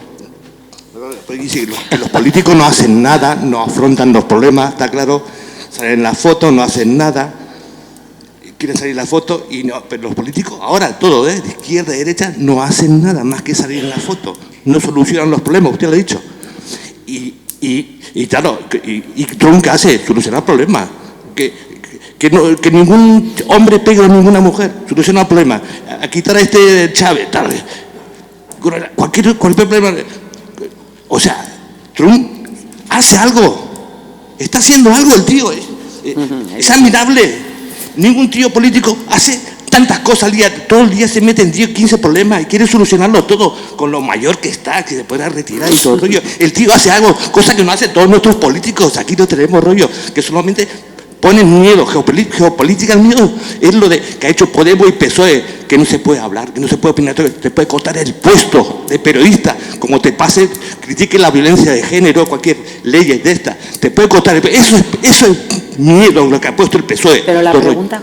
No, la pregunta es que Trump hace algo, cosa que los demás no hacen nada. Bien, no sé si... Soluciona problemas. Te gustará o te gustará menos, pero el tío se pone a hacer cosas que los demás no hacen. Sí. A ver, hay varias preguntas allí y luego aquí hay otras dos. Ya siento, compañero, que te haga recorrer la sala. A ver, había dos manos levantadas allí. Vale, ya tenemos. Por favor, señor. Sí, mira, para Juan Álvarez, que hablando del Sáhara, hubo una pregunta que le hice a una periodista de la SER, porque en la radio, en los medios de comunicación, no se hablaba. Y me dijo que no era noticia. Y no era noticia, pero sí es noticia el silencio. El silencio, porque lo único que se ha hablado del Sáhara ha sido ahora por lo de la Marcha Verde. Pero no se ha hablado nada. Y luego, en la cuestión, por ejemplo, de hechos consumados, porque ahí empezamos a hacer los hechos consumados, como en Crimea se hizo hechos consumados, pero nosotros sí tenemos una responsabilidad, porque siendo presidente de la Audiencia Nacional, Fernando Marlaska reconocía que España seguía siendo la potencia administradora. ¿Y qué es lo que ha pasado? Que se ha dado una autonomía, una autonomía en las circunstancias y hablamos siempre, el gobierno, habla del derecho internacional y en Ucrania hay que hablar con los ucranianos. ¿Y quién ha hablado con el saharaui? Con los saharauis no han hablado. Eso se está haciendo en los despachos y demás. Y lo triste, y lo más triste, es que son nuestros conciudadanos y tenemos esa responsabilidad, pero en los medios de comunicación no hay nada. Y en concreto, porque era una periodista que era Ángeles Barceló, y me contesta con eso, pues digo, pues sí que estamos bien, ¿no? Gracias. Y por eso te decía y demás, ¿por qué los medios de comunicación y el derecho internacional, que se habla y resulta que nosotros aquí somos responsables de esa parte. Bueno, lo primero, no soy Juanjo Álvarez, soy Juan Soroeta. Somos dos personas diferentes, aunque trabajamos en la misma universidad. Bueno, en relación con el Sáhara, si arranco no paro. Y como hay que dejar que haya más preguntas, simplemente no hay ningún sistema de autonomía. Es una ocupación militar pura y dura. España está colaborando en la ocupación desde el año 75.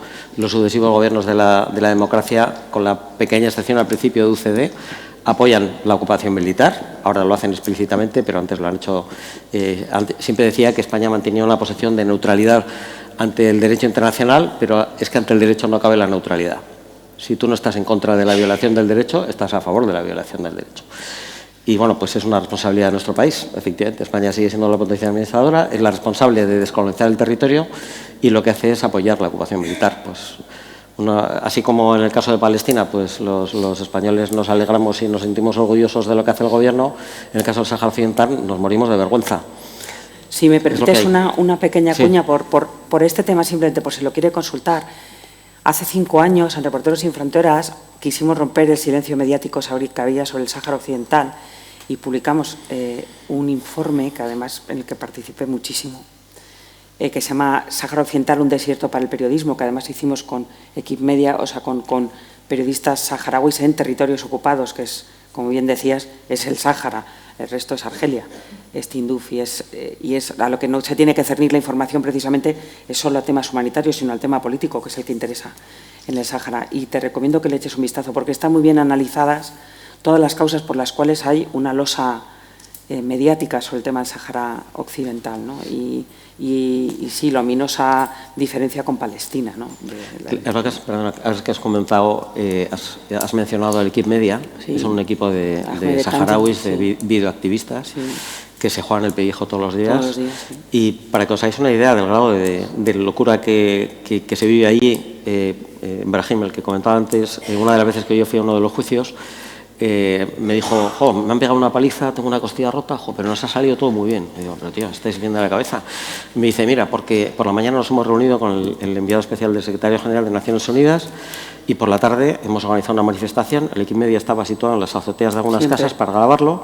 Ya han grabado cómo nos han pegado y a estas personas que se han reunido con nosotros por la mañana han visto lo que pasa por la tarde.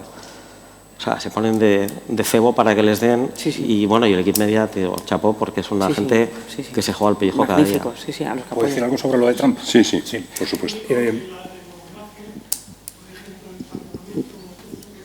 Sí, perdón, no hablen sin micrófono porque no se escucha nada. Aquí por lo menos. Un momentín. Y en la democracia estamos hablando y demás, y empezamos mal, porque en el Parlamento hubo voto contrario y demás. Y no te digo nada en Europa cuando los diputados socialistas y demás votaron en contra de unos periodistas que había en Marruecos. Encarcelados. O sea, por eso. Sí, Adrián quería... Bueno, no, sí, yo creo que es un comentario interesante, porque, claro, nunca es bueno demonizar a ninguna opción política. Nunca es bueno, porque si surgen, crecen y ganan elecciones es por algo. Totalmente. Entonces, ¿qué ocurre? Tú hablabas del concepto de hacer algo frente a otros que no hacen nada, y eso es cierto, claro. Lo que no hay que hacer es mal, ¿no? Porque si eso que haces lo haces mal, pues es peor, ¿no? Pero sí es cierto que ese puede ser un poco el problema de fondo, es decir, frente a un Estados Unidos que también, como Europa, está en una situación cada vez peor, cada vez más desastrosa, necesita hacer muchas cosas para reindustrializar el país por de pronto, para situarse ante ese mundo multipolar que viene sin caer en una guerra mundial como nos estaba llevando. Esto hay que decirlo, los anteriores, como los europeos, estaban en una dinámica que nos llevaba a una guerra mundial con Rusia, clarísimamente. Entonces, para bien o para mal, eso de alguna forma, a corto plazo, se ha roto. Claro, una cosa es hacer, pero otra cosa es hacer mal, porque si lo que hacemos lo hacemos mal, al final es peor, porque estamos cerrando los caminos de salida, ¿no? Y ese es el riesgo de Trump. Sí, no vamos a entrar en intenciones. Se supone que si se hace algo... Disculpe, señor. Aunque no era una pregunta, le ha contestado ha dado su punto de vista. Hay allí otra mano, no sé si tiene el micrófono, y aquí hay otras dos. Y por aquí hay una cuarta. Vamos a ir allí porque allí antes es el primero que había levantado la mano, y una atrás joven, del todo. Una joven por allá. Y luego estaba este chico de verde y la chica. Sí, no os preocupéis. Y luego estás tú. Vale, buenas noches y muchas gracias. Mire, ¿qué propuestas positivas podemos hacer para que en la UE se estimule la innovación, el crecimiento económico, la solidaridad económica entre los Estados miembros y las capacidades defensivas? Tal vez deberíamos compartir las iniciativas sobre nuevas armas. Acércate más el micrófono, por favor. Sí, perdón. Decía que qué propuestas positivas podemos hacer en la Unión Europea para aumentar el crecimiento económico y la innovación, para aumentar la solidaridad económica entre los países de la Unión y también para aumentar las capacidades defensivas, quizás compartiendo iniciativas sobre nuevas armas. Gracias. Eso va para ti, ¿eh? Esta es tuya, sí. Es toda una conferencia, Adrián. Pues sí. Bueno, y ahí retomo tu idea, ¿no? Efectivamente hay que hacer algo. Hay que hacer algo, porque el problema de Europa también es que no estamos haciendo nada. Llevamos 40 años sin hacer nada. Europa, la verdad es que no está funcionando desde el Tratado de Maastricht en concreto. Es decir, pensábamos que nos íbamos a comer el mundo entonces, termina la Guerra Fría, viene la unificación alemana, la expansión al este, pues, bueno, Europa, vamos a ser 500 millones de personas con el primer nivel tecnológico, nos vamos a comer el mundo, y no ha sucedido eso, ha sucedido lo contrario. Entonces, hay muchas cosas que hay mal, lo primero que hay que hacer es plantearse que realmente hay que cambiar las políticas económicas, entre otras cosas, efectivamente. Yo por ahora lo dejaría esto. Sí, adelante. Aupi, buenas noches. Primero que nada, es que estoy un poco nerviosa porque no sabía si podría hacer al final la pregunta o no. Yo me identifico con esa parte de los que estamos aquí sentados menores de 30. Me gradué el año pasado en periodismo. ¿Sí? Continúo. Y el tema es que yo, por ejemplo, sí que me gustaría poder prepararme o estar más preparada para el tema de la información internacional, porque no solo por interés propio, porque habéis mencionado mucho a Cuba y soy mitad cubana, entonces mucha de la realidad que allí se vive la he vivido con mi familia. Mi bisabuela, por ejemplo, sigue viva con los pies en el suelo, con la cabeza bien, y me ha contado muchas veces cómo ha sido el gobierno en épocas del Che, el periodo especial. Mi abuela ha sido militante del partido, pero claro, también hemos visto todo ese cambio con mi madre al venir aquí. Entonces, sí que me gustaría saber cómo podemos estar preparados para reflejar la realidad internacional porque cuando salimos de la carrera sí que es verdad que hemos tenido asignaturas como Relaciones Internacionales, hemos tenido asignaturas prácticas sobre cómo crear información, pero por ejemplo igual no específica como si yo quiero ir a algún país, con quién tengo que contactar, cómo me puedo proteger. Y claro, no todos tenemos para, por ejemplo, hacer un máster o una formación específica para el reportaje internacional, los reportajes en zonas de conflicto, porque la economía, pues no todos tenemos el mismo tipo de ingresos. ¿Cómo podemos dar ese paso para prepararnos? Por ejemplo, estuve hablando con Alfonso, el presidente de Reporteros Sin Fronteras, la semana pasada. Hace poco me he colegiado Está buscando trabajo, ¿eh? Hace poco he recibido el carnet de la FAPE, estoy colegiada y asociada también al Colegio de Periodistas y tengo también esa duda de cómo puedo dar el paso. Tengo que viajar, un voluntariado, formaciones, porque, por ejemplo, he estado viendo distintas opciones y hay una formación de corresponsalía con el Ejército de Tierra de 4 días en Madrid, que suelen ser unas jornadas, pero piden experiencia. ¿Cómo conseguimos esa experiencia? Bueno, luego hablamos, ¿no? No, y ahora en serio, luego si quieres hablamos, porque tampoco, por no ocupar más tiempo, yo te recomendaría que empezases por casa. El periodismo se puede hacer ahí fuera, no hace falta tampoco. Entiendo que te gusta el periodismo internacional, pero empieza por lo más pequeño, o sea, tampoco hay que ambicionar irse fuera. Yo estoy bastante en contra ahora mismo, pese a ser de una organización en defensa de la libertad de prensa y de periodistas que trabajan fuera con esto, tan de autoboicotearse, que es irse a la buena de Dios a cubrir un conflicto sin seguridad, sin dinero, sin un medio al que reportar. Yo personalmente no lo aconsejo. sí pienso que se puede hacer periodismo buenísimo en tu propio barrio. Entonces, quizá no ambicionar tanto al principio y si quieres que hablemos de opciones más concretas de formación, te lo cuento luego, porque para no personalizar tanto. Sí, adelante con la pregunta. ¿Quién tiene el micrófono? Sí, ¿qué tal? Buenas noches a todos, sobre todo a los ponentes. Esta pregunta va dirigida a Adrián Celaya. A ver, voy a partir de unas hipótesis y a ver si se plantea la pregunta. Primera hipótesis. Mi impresión es que Europa está unida, por sus dirigentes actuales, su dirección actual, está unida a la dirección de Estados Unidos. Segundo punto.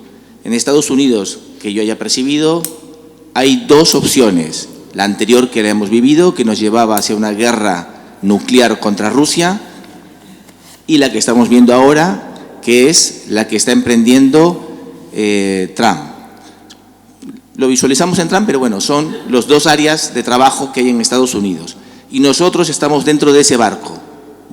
Es mi percepción. Dicho esto, son dos sistemas diferentes. El anterior buscaba ganar y este parece ser que busca pactar la distribución del poder en el mundo. Mi pregunta es, si falla Trump, ¿estamos abocados a una guerra nuclear en Europa? Para terminar así con optimismo. Yo no centraría tanto el tema alrededor de Trump, pero sí, efectivamente, hay dos modelos. Hay dos modelos en Estados Unidos, un modelo que está apostando por mantener a toda costa la hegemonía mundial y otro modelo que aparentemente, y eso es lo que han dicho en la doctrina de seguridad, en la estrategia de seguridad nacional que aprobaron en noviembre, su apuesta es por situarse dentro de ese mundo multipolar, aceptar que el mundo va a ese contexto multipolar y decimos, ¿cómo situamos a Estados Unidos? Pues hay que reconstruir Estados Unidos y controlar una esfera de influencia.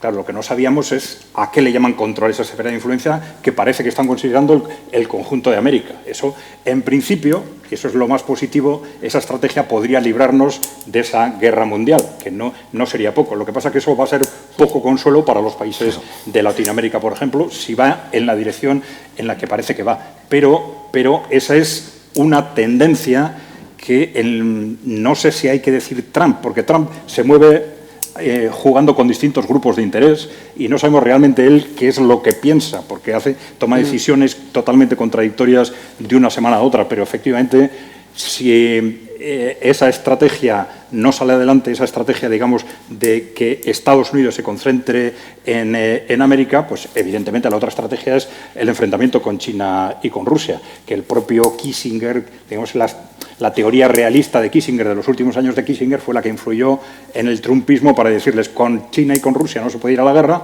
luego tenéis que situaros dentro de ese mundo multipolar. Ahora, ¿realmente van en esa línea y lo otro son fuegos de artificio, cosas extrañas de la forma de ser de Trump y tal?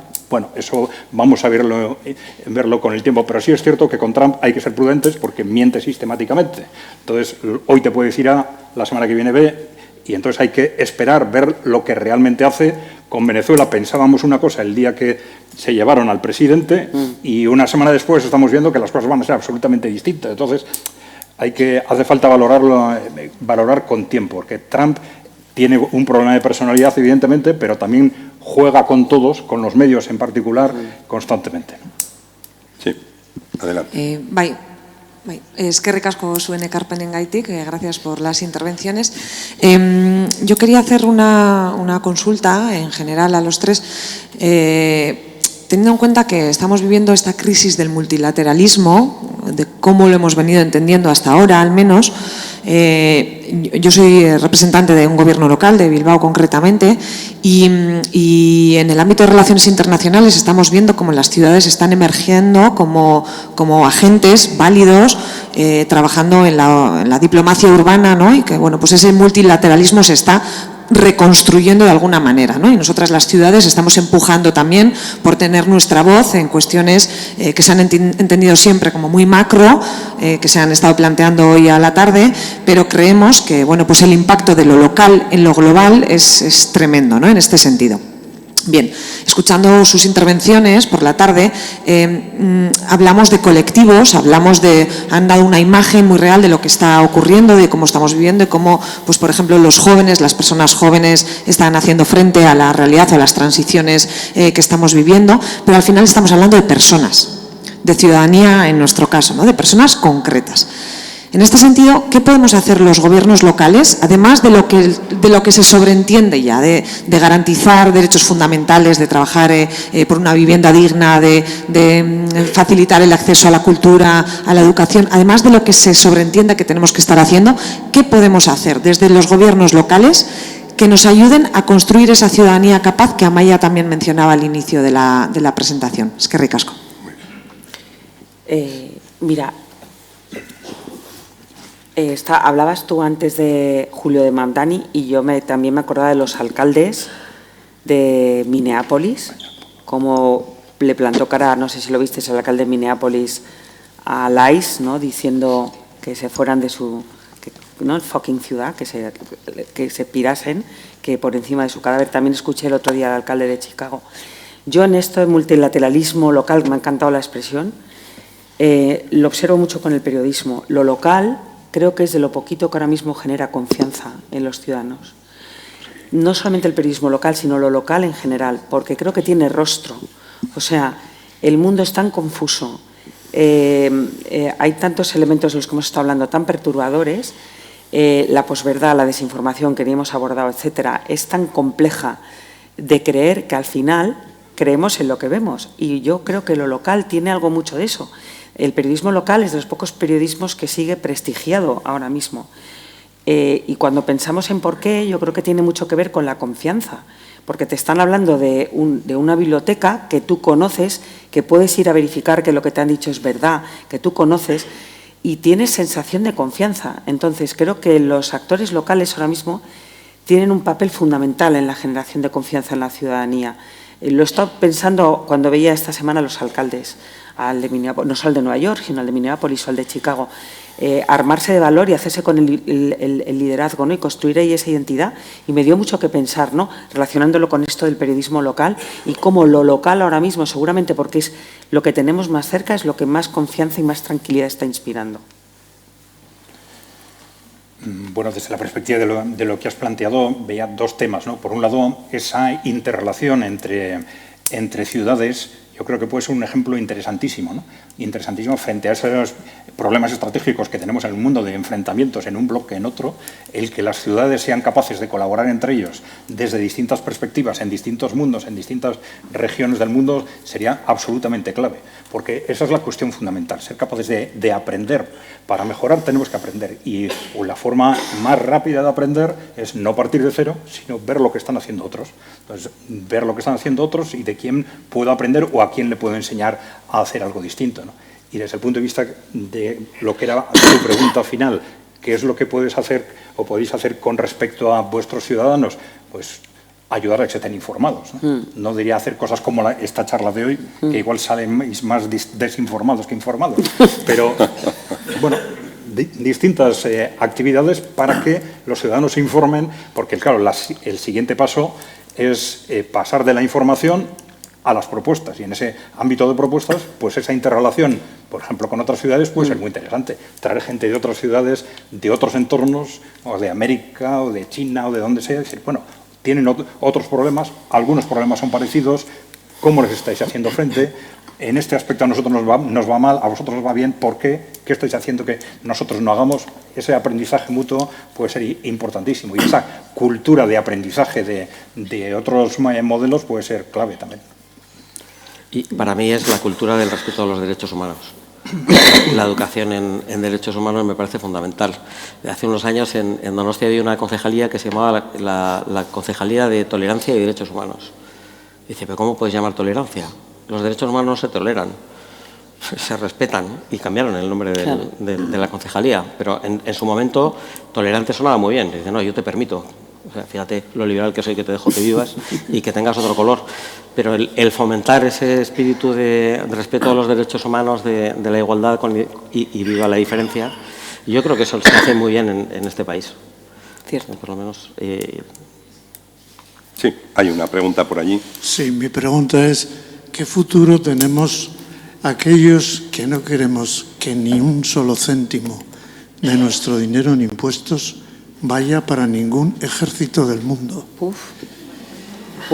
Para aquellos que, siendo idealistas y muy realistas en el mundo, luchamos por la no violencia y con la no violencia. Para aquellos que hemos educado a jóvenes en la no violencia. Yo creo en la fuerza de la no violencia. No creo en la guerra absolutamente para nada, para resolver ningún conflicto. Ahí está.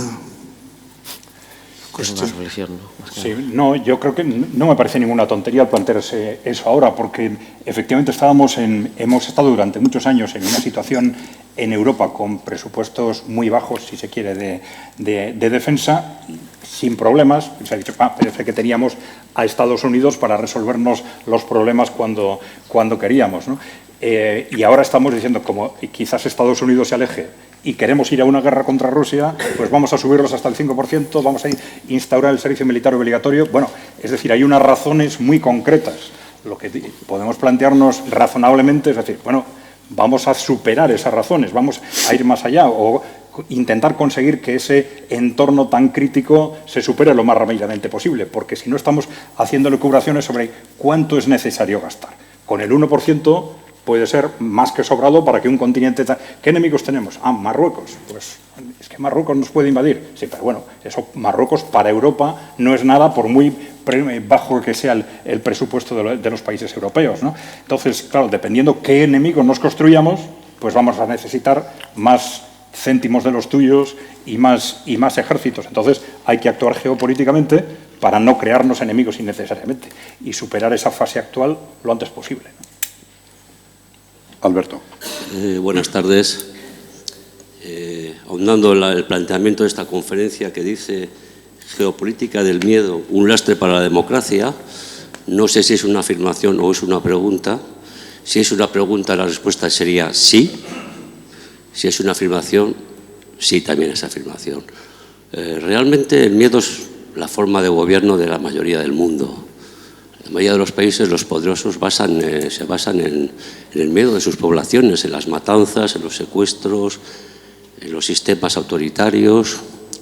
Quedaba un reducto en el mundo, las presuntas democracias, en que los gobernantes hablaban de derechos humanos, de que no había que tener miedo viviendo en esta democracia, que cada uno podía pensar e incluso actuar de acuerdo con sus criterios.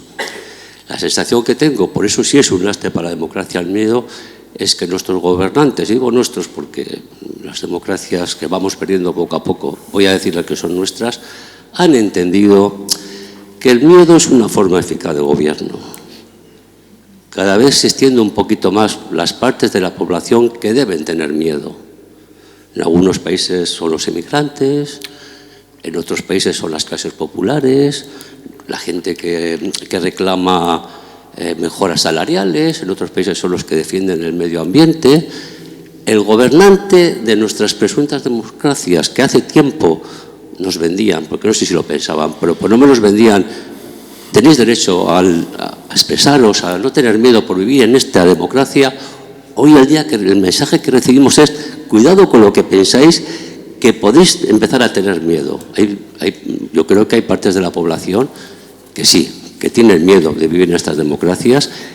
Y entonces, por eso digo que sí, el miedo es el lastre de esta democracia, porque la gente, cuanto más miedo tenga, menos democracia vamos a tener. Y llegaremos a un mundo en que nuestras presuntas democracias serán hermanas, un poquito más disfrazadas de las que no son democracias. Sí, efectivamente, el miedo, si se quiere, o el grado de miedo es la amenaza fundamental para las democracias y también para los equilibrios internacionales, para el derecho internacional, si quieres, ¿no? Es decir, cuando no tengo demasiado miedo a que la otra parte haga determinadas cosas, respeto el estatus, ¿no? Cuando empiezo a tener miedo de que esa otra región, ese otro país me sobrepase o digamos, amenace mi poder, es cuando se crea el conflicto, se rompe el derecho internacional, etcétera. Y lo mismo pasa con la democracia. Si empezamos a tener unos miedo de otros a un cierto nivel, la democracia estalla rápidamente. Es evidente. Sí, adelante con la pregunta. Sí, yo quería preguntar a Soleta la opinión que tiene del futuro del Polisario del Sáhara. Una cosa son los activistas, aplausos, otra es los cientos de miles de saharauis y otra supongo que son los líderes, supongo son.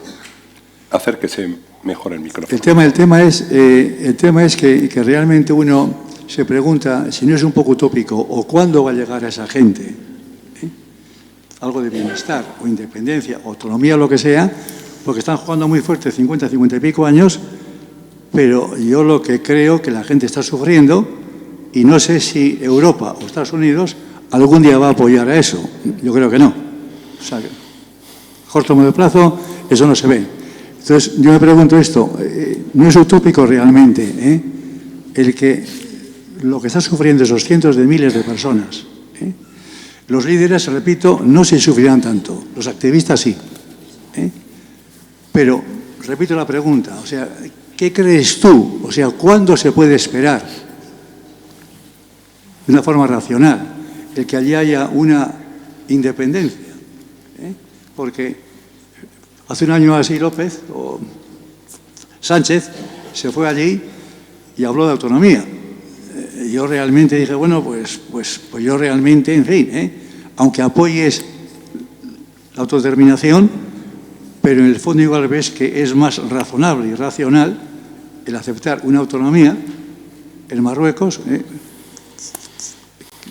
que no insistir como se insiste. Bueno, la pregunta es esta. La pregunta es, ¿tú cómo ves realmente el futuro de aquello? ¿Es realmente esperable que en 5 o 10 años aquello esté resuelto o hay que esperar un siglo más? Bueno, lo primero, quienes tienen que decidir eso son los propios saharauis, ¿no? Hablar de autonomía en Marruecos es un chiste malo. O sea, Marruecos es un Estado ultracentralizado.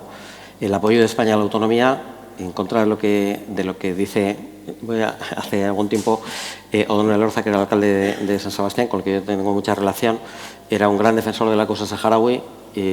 Luego, cuando se fue al Parlamento, pues ya se ponía complicada la cosa, porque hablar a favor de la independencia del pueblo saharaui o de la autodeterminación era moverse en la foto y automáticamente estaría fuera, ¿no?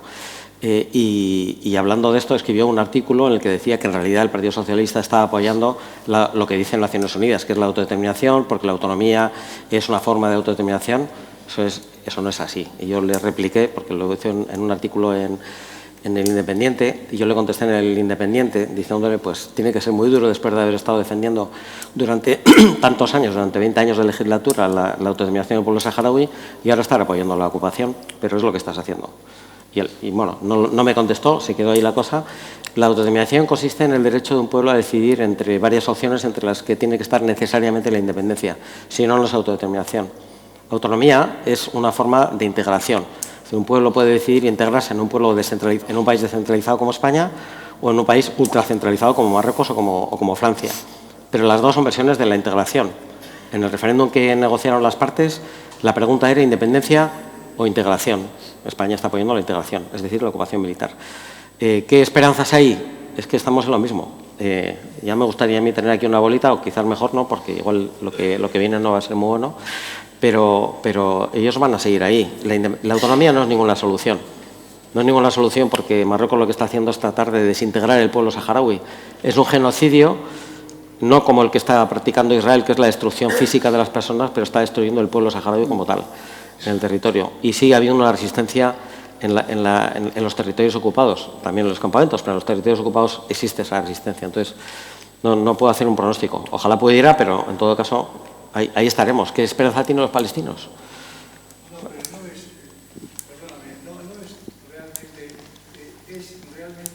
¿Cuál es tu opinión? Que eres pro, obviamente, y también soy yo pro, pero realmente luego, desde un punto de vista práctico, es razonable el dejar que la gente, cientos de miles, 2 millones de personas, sufran décadas y décadas y décadas. No es una locura en el fondo eso. Claro, lo que pasa es que Cuando sabes que no hay salida. Pero esto no es responsabilidad del Frente Polisario, es la responsabilidad de Marruecos, que está ocupando el territorio, y de los estados que como España lo apoyan. Pero no es responsabilidad del gobierno saharaui. No sé si queda alguna pregunta, si me he dejado alguna. A ver, Y al fondo dos manos, al final vais a hacer las preguntas sucesivas una y otra persona y cerramos. Bueno, yo antes ha hablado una... Por favor, acercaros el micrófono a los labios. Antes ha hablado una graduada en periodismo. Yo soy Narok, estudiante de periodismo. Y mi pregunta es para Edith. Habéis hablado de la esperanza, la esperanza en diferentes ámbitos. Y yo me pregunto, también se ha hablado de los jóvenes también, y me pregunto cómo va a afectar esta situación actual en general, la digitalización, las diferentes adversidades a las que nos tenemos que enfrentar los jóvenes, los y las jóvenes, cómo afectar esto en el ejercicio periodístico futuro, porque yo me voy a graduar y voy a empezar a trabajar presumiblemente, y entonces cómo va a afectar todo esto, ¿no? Todas estas adversidades y todos estos frentes que tenemos que superar. Vamos a escuchar todas las preguntas. Hay muy cerquita tuyo, hay otra persona por delante. Sí, yo voy a tratar de hacerlas rápido. La primera pregunta también es para Edith y va en relación al hecho de que el 14 de octubre, frente a una nueva imposición de unas leyes que puso un reglamento para acceder al Pentágono, Trump, decenas de periodistas renunciaron, dejaron sus puestos de trabajo, los perdieron y se negaron, ¿no?, a firmarlas y se negaron, abandonaron el espacio. Para mí eso, junto con el hecho del alcalde de Nueva York o las declaraciones del alcalde de Minnesota, son actitudes y son acciones que muestran un poco de esperanza, ¿no?, en línea de lo que comentaban en la mesa. Pero también, por otra parte, esas decenas de periodistas que dejaron de acceder al Pentágono nos impiden conocer de una fuente fiable, neutra o crítica las decisiones que allí se toman, ¿no? Entonces, un poco sería, en esa disyuntiva, cuál sería un poco tu mirada desde la organización de la que formas parte, ¿no? ¿Cuál es el posicionamiento? Y luego la otra pregunta para la mesa es preguntaros qué claves concretas reconocéis o identificáis en el hecho de que en el 2015, cuando la crisis migratoria, la guerra en Siria, el Ailán, aquí hubo un movimiento muy fuerte, el que se creó Ongi Etorri Refugiatuak, miles de personas llenamos calles, dijimos no a la guerra, pero ahora no está ocurriendo eso, ¿no? Una de las claves las habéis dicho, y es que estos gobiernos, pues como el de Milei, el de Katz o el de Bukele en El Salvador, los eligen, ¿no?, supuestamente democráticamente. Entonces, entiendo que eso legitima, pero las prácticas que allí se ejercen son prácticas de guerra. Tal vez de una guerra cognitiva, una guerra psicológica, pero bueno, Trump ha avanzado a esa guerra física y violenta. ¿Qué diferencias notáis o qué claves veis en el hecho en el que en 2015 nos manifestáramos y nos movilizáramos de tal forma y ahora no, o estemos acalladas? No sé, porque igual eso nos puede dar pistas para volvernos a movilizar, que yo creo que es una de las cuestiones que también como sociedad, como colectividad, nos daría esperanza. Bien, va a cerrar Amaia Goicoechea, que tiene pedida la palabra, y con esto contestarán tanto Juan como Adrián como Edith, y vamos pensando en cerrar esta tarde de palabras. Por cierto, hay que decir que agradecemos mucho al compañero que se está dando unos buenos paseos. Y con el podómetro. A Hugo. Adrián, yo no sé qué fuentes manejas, pero tú fuiste el primero, o sea, la mañana, cuando secuestraron a Maduro, esa misma mañana fuiste el primero en tertulias de YouTube que dijo que todo eso podía estar cocinado, podía estar consensuado, podía estar organizado y... que estaba el tema preparado, que nos estábamos posicionando todos, pero que el tema estaba arreglado ya con antelación. Yo quería, y a propósito de lo que ha dicho la concejala, nuestra concejala, yo creo en el kilómetro cero, yo creo en lo local también, y creo que es nuestra salvación, no solamente en el periodismo local, sino en la acción ciudadana, en la reactivación ciudadana. Mi pregunta es, ¿creéis que porque nosotros como ciudadanos tenemos derechos, pero también tenemos deberes. Entonces deberíamos reaccionar ante ese panorama que nos lo sabemos y que lo habéis relatado fantásticamente vosotros. ¿Creéis que nuestra acción en lo local, en ese kilómetro cero, es suficiente para hacer frente a lo que tenemos por delante? Si os parece, comienza contestando Edith pues si no se me olvida. a los planteamientos que ha habido desde allí y termináis vosotros sobre esta pregunta que ha hecho Amaya.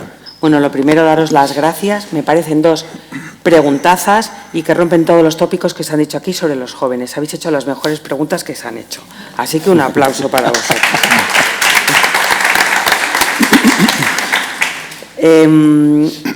Yo podría, respecto a cómo va a ser periodista, ponerte la cabeza. Mira, me había traído una lista de todas las amenazas que sufrimos en el mundo, ¿no? O sea, que es impresionante, ¿no? Empezamos a hablar de encarcelamientos, asesinatos, censura, redes sociales, acoso, ciberacoso, etcétera, ¿no? Es verdad que es un panorama complejísimo sumado al de la verdad. Yo creo que nunca nos habíamos planteado tan de cerca qué difícil es buscar la verdad. Y te puedo poner la cabeza llena de desesperanza, pero creo que es un momento apasionante para retomar la dignidad de la profesión periodística y enlaza con la pregunta de la compañera, buenísima también, por cierto, porque aunque estamos todo el rato hablando de esparcidores de bulos, de desinformación, etcétera, yo siempre observo cómo se comporta la gente y cuando hay elecciones no veo a nadie poner ni YouTube ni Twitch. La gente sabe perfectamente a qué periodistas escuchar y qué medios sintonizar. Es decir, una cosa es que en el día a día nos desayunemos con lo que más nos calienta y lo hacemos todos y es mentira que queramos escuchar lo más neutro, imparcial, etcétera, porque si no, el canal 24 horas de TV tendría una audiencia estratosférica y no la tiene, y eso es porque todos queremos escuchar por la mañana lo que más, y es lícito, lo que más acorde a nuestro sentir tiene, ¿no? Y otra cosa es el valor que le concedemos a la información. Yo creo que Gaza, por ejemplo, ha sido, y no es necesario morir por ello, ¿no? Pero sí nos ha hecho entender el valor que tiene el periodismo, una vez más local en este caso, porque no son los internacionales los que están allí. Y, de hecho, la información, y este sería otro debate larguísimo, está siendo un contenido muy consumido ahora mismo por la población, por encima del entretenimiento o del corazón, como antiguamente. La gente se pone, y lo saben muy bien los programadores de tele, información constantemente, ya se quedamos con la cabeza como locos, ¿no? Pero en medio de este contexto tan complejo, yo creo, y enlazo con los compañeros del Pentágono que se ponen en una imagen muy digna, ahora mismo hay presiones terroríficas mucho mayores y el problema es que las está viendo en democracia y esto sí que es un síntoma, porque la libertad de prensa sí que es un medidor perfecto de la salud democrática de un país, ¿no? Y en países donde estaba muy consolidada y he empezado, y así termino la charla diciendo que Estados Unidos era un espejo en el que mirarse, francamente al que siempre hemos admirado, por lo menos los de mi quinta, baste hablar del caso Watergate como ejemplo mítico, ¿no? Cómo se ejercía el periodismo en Estados Unidos, se vienen tiempos complicados. Tanto es así que estamos pensando ya en exiliados políticos de Estados Unidos o en refugiados, dependiendo de defensores de derechos humanos o periodistas, ¿no? por no poder ejercer. Pero a la vez esto ofrece tremendas oportunidades, ¿no? Y yo creo que se va a recuperar, y con esto cierro un poco este canto a la esperanza, y se está recuperando ya el valor del buen periodismo. El ciudadano ahora mismo sabe perfectamente que en conflictos, en crisis, en catástrofes humanitarias, en periodos electorales, a qué periodistas escuchar. Y cómo no sabríamos nada de Ucrania si no hubiera buena prensa informando, ni nada de Gaza si no se hubieran estado dejando literalmente la vida a los periodistas informando. Y creo que es un gran momento para recoger el guante y ser periodista. Y si tiene que ser a través de nuevos formatos, no seamos boomers y no los critiquemos. Los nuevos formatos son tan valiosos como los antiguos, así que ánimo. Adrián, la pregunta que ha hecho Amaya. Sobre la acción ciudadana, ¿no? Efectivamente, es que es una cuestión clave en este momento y en cualquier momento. Vamos a ver, frente a los distintos grupos de interés que se mueven en el mundo y que intentan constantemente controlar los gobiernos, los medios, la sociedad, la economía, los ciudadanos tenemos una ventaja, que es que somos muchos. Es nuestra única ventaja, el número. ¿Y cómo se aprovecha esa ventaja? Organizándose y activándose. Es decir, si los ciudadanos se organizan entre sí para defender, cada uno desde su ideología, pero defender los intereses de los ciudadanos, pues esos intereses van a salir adelante. Si no, pues los distintos grupos de interés que se mueven en ámbito pues, corporativo, en el establishment, etcétera, son los que van a definir hacia dónde va el mundo y qué es lo que va a pasar en los próximos años. Entonces, que hay que organizarse, que hay que activarse, está claro. Lo que pasa es que hay muchas formas de activarse, ¿no? Sí es cierto que hay una forma de activarse, la primera es informarse. Porque claro, si te activas sin estar bien informado, pues vas a activarte mal y va a ser peor que no hacer nada, ¿no? Entonces, intenta informarte correctamente y el siguiente paso es activarse, que supone organizarse con otros. Y esto quiere decir, primero, mirar a ver si entre las organizaciones que ya existen, pues merece la pena o no utilizarlas para sacar adelante lo que tú crees que hay que sacar adelante, y si crees que no, pues crea organizaciones nuevas o habla con otros que estén intentando sacar organizaciones nuevas, pero efectivamente el tener o no personas activadas, sociedades activadas, es la base de todo, de absolutamente todo, de la democracia fundamentalmente. Bueno, yo quería comentar en relación con lo que has comentado de la desmovilización después de las primeras movilizaciones con la llegada de refugiados después de la guerra de 2015 y qué es lo que está pasando ahora, que porque la gente no se moviliza tanto. Yo creo que es que no podemos con todo. Es que te desborda totalmente, porque yo voy a poner un ejemplo.